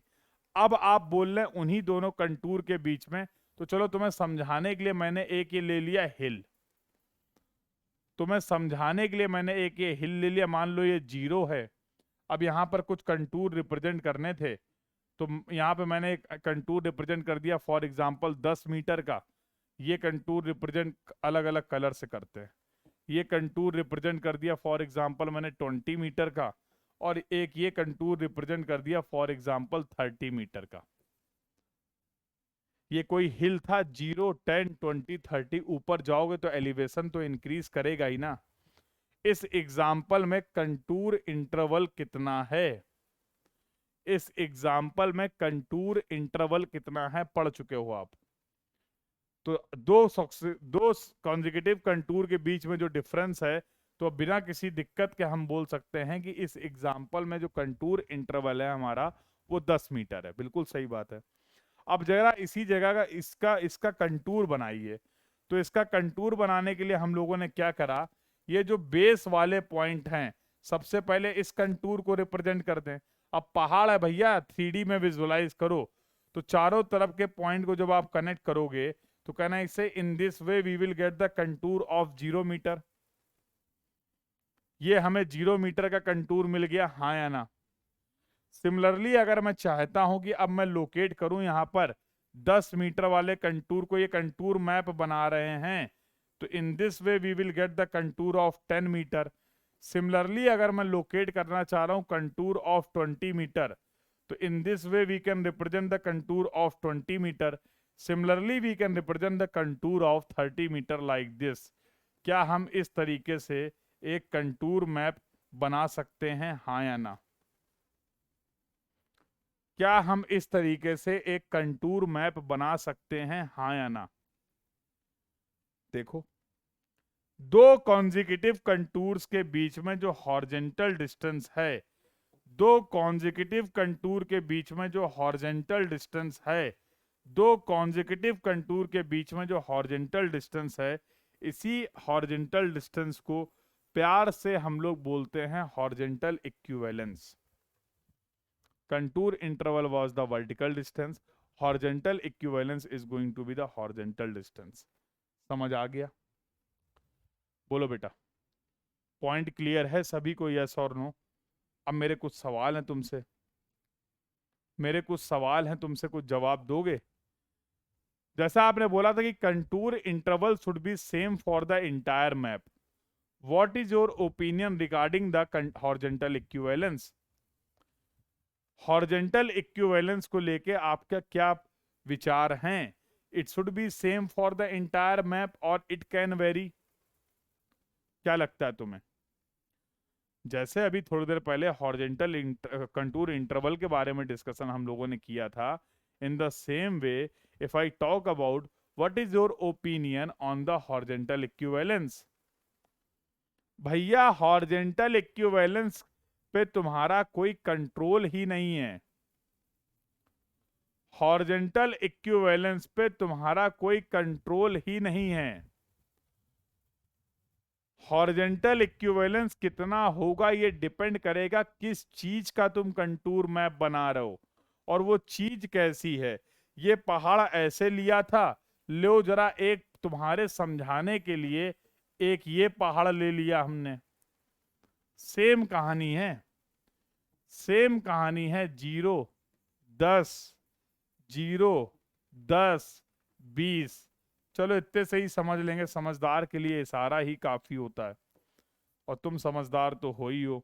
ये 0 का कंटूर बन गया, ये 0 का कंटूर बन गया, ये 10 का कंटूर बन गया, और ये 20 का कंटूर बन गया। ये 0 का कंटूर बन गया, ये 10 का कंटूर बन गया, और ये 20 का कंटूर बन गया। देखो, क्या सभी जगह हॉरिजॉन्टल इक्विवेलेंस, ये He1 है, ये He2 है, और ये He3 है। अबे मेरे भाई, समझ गए? तो that is not in your control. Horizontal equivalence same रहेगा, हॉरिजॉन्टल इक्विवेलेंस कम ज्यादा होगा, वो एक्चुअल में तुम्हारे हाथ में है ही नहीं। That will depend upon the feature of, ये जो फीचर है आपका, इसके इनके इस फीचर के फीचर्स पे डिपेंड करेगा, इन फीचर के फीचर्स पे डिपेंड करेगा। Do you got this point बेटा? Have you got this point? Everyone please confirm. तो कंटूर क्या होता है, कंटूर इंटरवल क्या होता है, और हॉरिजॉन्टल इक्विवेलेंस क्या होता है, ये हमने तीनों चीजें समझ ली, और आई होप हम आपको समझा भी ले गए। यहां से जो जनरली थ्योरेटिकल सवाल आते हैं, वो आते हैं related to the characteristics of the contour. अगर हमें कंटूर की कुछ कैरेक्टरिस्टिक्स पता हैं, अगर हमें कंटूर की कुछ इंपॉर्टेंट कैरेक्टरिस्टिक्स पता हैं, तभी हम कंटूर मैप को समझ पाएंगे। तो किसी भी कंटूर मैप को समझने के लिए, अगर आप समझना चाहते हैं, तो उसके लिए आपको कंटूर की कुछ कैरेक्टरिस्टिक्स पता होनी चाहिए, और जो कि आपसे आपके एग्जाम में पूछ भी ली जाती है। तो ये बहुत इंपॉर्टेंट है आपके एग्जाम पॉइंट ऑफ व्यू से, और यहीं से सवाल आपको देखने को मिलते हैं। Characteristics of the contour lines, ये जो कंटूर लाइंस हैं, इनकी कैरेक्टरिस्टिक्स क्या है? तो आओ जरा एक एक करके समझें। कह रहा है if contours are parallel and horizontal equivalence between them are also constant, तो ये रिप्रेजेंट करेगा एक यूनिफॉर्म स्लोप को। कह रहा है कि अगर कंटूर्स जो हैं वो एक दूसरे के पैरेलल हैं, अगर कंटूर्स जो हैं वो एक दूसरे के पैरेलल हैं, और उनके बीच का जो हॉरिजॉन्टल इक्विवेलेंस है वो भी सेम है, कांस्टेंट है, तो ऐसा कंटूर जो होगा वो एक यूनिफॉर्म स्लोप को रिप्रेजेंट करेगा। एग्जाम्पल, मत मानो मेरी बात, तो अब हम तुम्हारे लिए एक पहाड़ ले रहे हैं, ऐसा लो। अब पहाड़ तो कैसा भी हो सकता है ना भाई, पहाड़ तो कैसा भी हो सकता है ना। तो ये 0 का कंटूर हो गया, ये आपका कंटूर 10 का हो गया, ये आपका कंटूर 20 का हो गया, ये आपका कंटूर एक और ले लेते हैं, ये आपका इसको थोड़ा सा तमीज से कर दें, नहीं तो अभी तुम कंफ्यूज हो जाओगे। तो ये पहाड़ हमने कुछ ले लिया ऐसा, ठीक है, ये पहाड़ कुछ ऐसा ले लिया, और ये मान लो मैंने कंटूर, अरे यार, रुको जस्ट अ मिनट।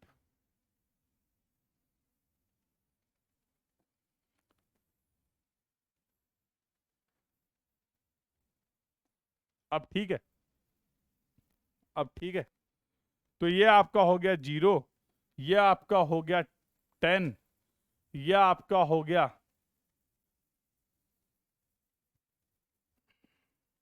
सही तो है, ये आपका हो गया 20, और ये आप एक और लाइन ले लीजिए, चलिए ले लीजिए 30।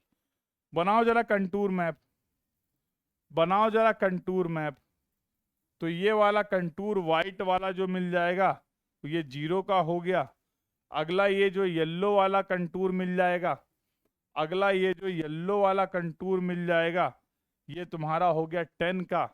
अगला ये जो तुम्हें ग्रीन वाला कंटूर मिल जाएगा, अगला ये जो तुम्हें ग्रीन वाला कंटूर मिल जाएगा, ये हो गया 20 का। और अगला ये जो तुम्हें पिंक वाला कंटूर मिल जाएगा, अगला ये जो तुम्हें पिंक वाला कंटूर मिल जाएगा, ये हो गया 30 का। देखो, देखो, if the contours are parallel to each other, और इनके बीच का हॉरिजॉन्टल इक्विवेलेंट भी कांस्टेंट है, तो ऐसा जो होगा वो एक यूनिफॉर्म स्लोप को रिप्रेजेंट कर रहा होगा। तुम्हारे सामने है पहली कैरेक्टरिस्टिक्स का स्टेटमेंट और पहली कैरेक्टरिस्टिक्स का वेरिफिकेशन आप कर सकते हैं इस डायग्राम की हेल्प से। यहां पर स्लोप देखो यूनिफॉर्म नहीं है, तो हॉरिजॉन्टल इक्विवेलेंस भी सेम नहीं है, और ये कंटूर्स जो हैं वो एक दूसरे के पैरेलल भी नहीं है। बोल ही नहीं रहो, अरे बोल दो भाई, बोल दो ना यार, नहीं बोलोगे, नाराज हो? अनब्लॉक नहीं हुए क्या सब लोग अभी? अनब्लॉक नहीं हुए क्या सभी लोग अभी?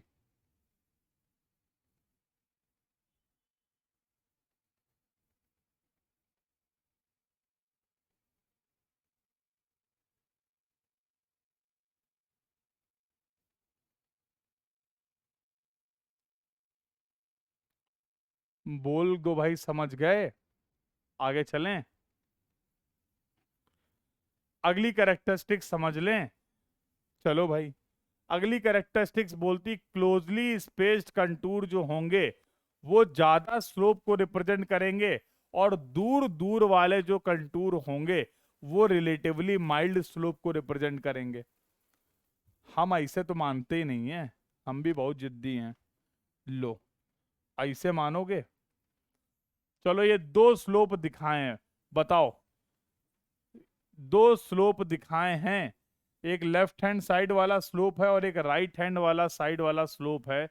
तुम मुझे बता दो इनमें से कौन सा स्लोप, अबे ये ए मान लो, ये बी मान लो, बताओ ए और बी में स्लोप कौन सा ज्यादा है? ए और बी में स्लोप कौन सा ज्यादा है? ए और बी में स्लोप कौन सा ज्यादा है? ए और बी में स्लोप कौन सा ज्यादा है? ए और बी में स्लोप कौन सा ज्यादा है? तो डायग्राम में देख के दिख रहा है A is the steep slope, और इसके कंपैरिजन में B is relatively mild slope, B is relatively mild slope. जरा देखो, जब स्लोप आपका स्टीप है तो कंटूर जो हैं वो पास पास हैं, जब स्लोप आपका स्टीप है तो कंटूर जो हैं वो पास पास हैं, और जब स्लोप आपका माइल्ड है तो कंटूर जो हैं वो दूर दूर हैं। तो कंटूर जो हैं वो दूर दूर हैं, दिख रहा है? तो वही लिखा हुआ है। क्या बोला गया है? Closely spaced contour steep slope को रिप्रेजेंट करेंगे और डिस्टेंट कंटूर जो होंगे वो माइल्ड स्लोप को रिप्रेजेंट करेंगे। अगला पॉइंट क्या बोला? Contour line is a closed curve, they may be closed either on the map और outside the map, it depends upon the topography. तो कंटूर लाइंस जो होंगी वो क्लोज्ड लाइन होंगी, क्लोज्ड लूप होंगे। हाँ, वो अलग बात है कि कई बार डिपेंडिंग अपॉन द फीचर्स जिनका आप सर्वे कर रहे हैं, जिनका आप कंटूर मैप बना रहे हैं, उन ऑब्जेक्ट की कैरेक्टरिस्टिक्स के बेसिस पे हो सकता है वो लाइनें आपकी कंटूर मैप में ही क्लोज हो जाएं। नहीं तो हो सकता है कंटूर मैप के बाहर जाके कहीं ना कहीं तो वो लाइनें एक क्लोज लूप ही बनाएंगी। मानते हो कि नहीं? जल्दी बोलो, मानते हो कि नहीं? Equally spaced contour represent the uniform slope और contours that are well apart represent a gentle slope. बता दिया। इक्वली स्पेस्ड कंटूर होंगे तो एक तमीजदार स्लोप को रिप्रेजेंट कर रहे हैं, और कम ज्यादा वेरिएबल है तो वो ठीक ठाक स्लोप को रिप्रेजेंट नहीं कर रहे हैं। जेंटल स्लोप कैसे रिप्रेजेंट होगा बता दिया। ये सब ठीक है। अगली इंपॉर्टेंट कहाँ गई भाई? ये देखो, ये वाली जो आप कैरेक्टरिस्टिक्स है जनरली आपके एग्जाम में बहुत पूछी जाती है। तो क्या बोला गया है? A set of closed contour with higher figure inside and lower figure outside. Closed contour है और अगर हायर फिगर इनसाइड में है और लोअर वैल्यू जो है वो आउटसाइड में है, तो वो रिप्रेजेंट करेगा एक हिल को, और इसका अगर अपोजिट है तो वो रिप्रेजेंट करेगा एक लेक को या पॉन्ड को। समझिए जरा, समझिए जरा। अरे क्या हो रहा? गलत जगह स्लाइड ऐड हो रही है। अब ऐड सही। जैसे मान लो मैं बोलूं ये अर्थ है और अर्थ में ये तुम्हारा हिल है, तो ये 0 हो गया, 10 हो गया, 20 हो गया, 30 हो गया। अब ये अर्थ है और अर्थ में तुम्हारा ये पॉन्ड है, तो जाहिर सी बात है अगर ये रेफरेंस होगा तो इसका एलिवेशन ज्यादा ही होगा ना। नीचे आओगे तो एलिवेशन डिक्रीज करेगा ना। तो चलो फॉर एग्जांपल अगर मैं बोलता हूँ ये 100 है तो ये 95 हो जाएगा, और ये वाला एलिवेशन 90 हो जाएगा। ये वाला एलिवेशन नीचे आने पे ये कंटूर 90 का हो जाएगा। अब अगर आप इन दोनों का कंटूर मैप बनाएंगे तो देखो, ये तो पहली बात तो क्लोज्ड लाइन मिलेंगी। तो ये कंटूर 0 का, फिर ये 10 का, ये 20 का, एंड सो ऑन। इसका जब आप कंटूर बनाएंगे, इसका जब आप कंटूर बनाएंगे तो ये भी एक क्लोज्ड लाइंस मिलेंगी, बट ये कंटूर होगा 100 का, अंदर होगा 95 का, और अंदर होगा 90 का। हाँ हाँ बिल्कुल, डिप्रेशन वैली, पॉन्ड, लेक, कुछ भी बोल सकते हो। डिप्रेशन वैली, पॉन्ड, लेक, कुछ भी बोल सकते हो दिव्यांश। तो मैंने क्या बोला बेटा कि जो क्लोज्ड कंटूर होते हैं वो या तो हिल को रिप्रेजेंट कर रहे होंगे या तो पॉन्ड को रिप्रेजेंट कर रहे होंगे, डिप्रेशन को रिप्रेजेंट कर रहे होंगे। हिल वाले जो कंटूर हैं उनमें जब आप बाहर से अंदर की तरफ जाएंगे तो वैल्यू इंक्रीज कर रही है, और पॉन्ड वाले कंटूर में जब आप बाहर से अंदर की तरफ जाएंगे तो वैल्यू डिक्रीज करेगी। तो अगर ऐसे कोई हमें दो कंटूर मैप दिख जाएं तो क्या हमें पता चल जाएगा कि कहाँ पर ग्राउंड का एलिवेशन ज्यादा है और कहाँ पर हिल लाइक स्ट्रक्चर है और कहाँ पर पॉन्ड लाइक स्ट्रक्चर है? बोलो। तो ये सब कंटूर मैप में था। अब देखो जरा, इनिशियली जरा कंटूर मैप में आ जाओ। ये कंटूर मैप मैंने आपको दिखाया था। अब देखो यहाँ पर अगर सबके 8600 का एलिवेशन है, ये वाली जो बॉडी है इसका एलिवेशन 8400 है। समझ रहे हो? पानी भरा हुआ है, पानी हवा में थोड़ा भरा होगा। यहाँ पर एलिवेशन 8600 दिया गया है, बगल में यहाँ पर एलिवेशन 8400 दिया गया है। क्लोज्ड लाइन है, देखकर पता चल रहा है ना कि यहाँ पर वाटर बॉडी है। देखकर पता चल रहा है कि यहाँ पर वाटर बॉडी है। बोलो, यहाँ का एलिवेशन 8400 है, यहाँ का एलिवेशन 9200 है, यहाँ का एलिवेटेड है, यहाँ पे डाउन है। ये इनके स्पेसिंग को मेजर करके, हॉरिजॉन्टल इक्विवेलेंस को मेजर करके स्लोप कैसा है ये सब भी हम समझ सकते हैं कि नहीं? अरे हमें उतना डिटेल में नहीं समझना है, बट तुम कैरेक्टरिस्टिक समझ लो, बस वही बहुत है। तुम्हारा काम कैरेक्टरिस्टिक समझ के हो जाएगा। तो now I think if we have the understanding about the characteristics of the contour, उस केस में हम इसको समझ सकते हैं। चलें भाई आगे बात कर लेते हैं। तो नाउ लेट्स मूव फर्दर। एक इंपॉर्टेंट प्रॉपर्टी आपको याद रखनी है कि जो रिज लाइन होती है और जो वैली लाइन होती है, contour intersect the ridge line at valley line at the angle of 90 degree. Line joining highest elevation को रिज लाइन ही बोलते हैं। हाँ बिल्कुल आ गया। जैसे पहाड़ी इलाके में जाओ, पहाड़ पहाड़ पहाड़, तो जितने भी हाई, ये इस तरीके से मान लो हालात हैं, इस तरीके के हालात हैं, इस तरीके के हालात। अब इन सभी हायर एलिवेशन वाले पॉइंट को अगर हम कनेक्ट कर दें तो this is going to be your ridge line. और मान लो ऐसा कोई स्ट्रक्चर है वैली, जहां से पानी बह के आ रहा है, इन सभी लोवेस्ट पॉइंट को कनेक्ट कर दें तो इसको बोलते हैं वैली लाइन। तो this point you need to remember, the ridge line and the valley line and the contour will intersect at an angle of 90 degree. ये बात हो गई, ये इंपॉर्टेंट है, सब लिखा हुआ है। अगला डिस्कशन है, two contours having the different elevation will not cut each other और नॉट ज्वाइन। अगर दो कंटूर हैं जिनका एलिवेशन अलग अलग है, तो लॉजिकली वो कंटूर कभी भी एक दूसरे को कट नहीं करेंगे और ना ही ज्वाइन होंगे। जैसे मैं बोलूं फॉर एग्जांपल, एक ही रेफरेंस से ये एक कंटूर है मेरे पास 10 मीटर का और ये एक कंटूर है मेरे पास 15 मीटर का। क्या ये सिचुएशन पॉसिबल है? फ्रॉम सेम रेफरेंस, अगर हम रेफरेंस नहीं चेंज कर रहे हैं तो वर्टिकल डिस्टेंस भी नहीं चेंज होगी किसी भी फिक्स पॉइंट की। इस येलो वाली लाइन पे जितने भी पॉइंट होंगे उनका एलिवेशन कितना होगा इस रेफरेंस से। अगर ये येलो वाली लाइन जो है वो 10 मीटर का कंटूर है, मतलब इस येलो लाइन पे जितने भी पॉइंट होंगे उन सभी का एलिवेशन 10 ही मीटर तो होगा। Do you agree on this point? Similarly green वाली लाइन पे जितने भी पॉइंट होंगे इन सबका एलिवेशन रेफरेंस से 15 मीटर होगा। What about this common point? ये जो कॉमन पॉइंट है जो कि पी पॉइंट है, जो कि दोनों लाइन पे लाई कर रहा है, ग्रीन लाइन पे भी लाई कर रहा है, येलो लाइन पे भी लाई कर रहा है, इसका एलिवेशन कैसे होगा? क्या एक पॉइंट का एक ही रेफरेंस से दो वर्टिकल डिस्टेंस हो सकती है? एक पॉइंट का एक ही रेफरेंस से क्या दो वर्टिकल डिस्टेंस का मेजरमेंट आप कर सकते हैं? Answer is no. Same point will not have two different elevation from the same reference. Same reference से एक ही पॉइंट के दो अलग अलग वर्टिकल डिस्टेंस नहीं हो सकती हैं। समझा भी दिया मैंने आपको। तो जनरली आपने बोला कि जो अलग अलग दो अलग अलग कंटूर, सेम एलिवेशन के कंटूर मिल सकते हैं, बट अलग अलग एलिवेशन के कंटूर कायदे में एक दूसरे को ज्वाइन नहीं करने चाहिए और कट नहीं करने चाहिए। बट यहां पर दो एक्सेप्शन हैं जहां पर यह खेल गड़बड़ हो जाता है। पहला होता है overhanging Cliff. Overhanging Cliff diagram में रेफरेंस के लिए मैंने तुम्हें बता दी है।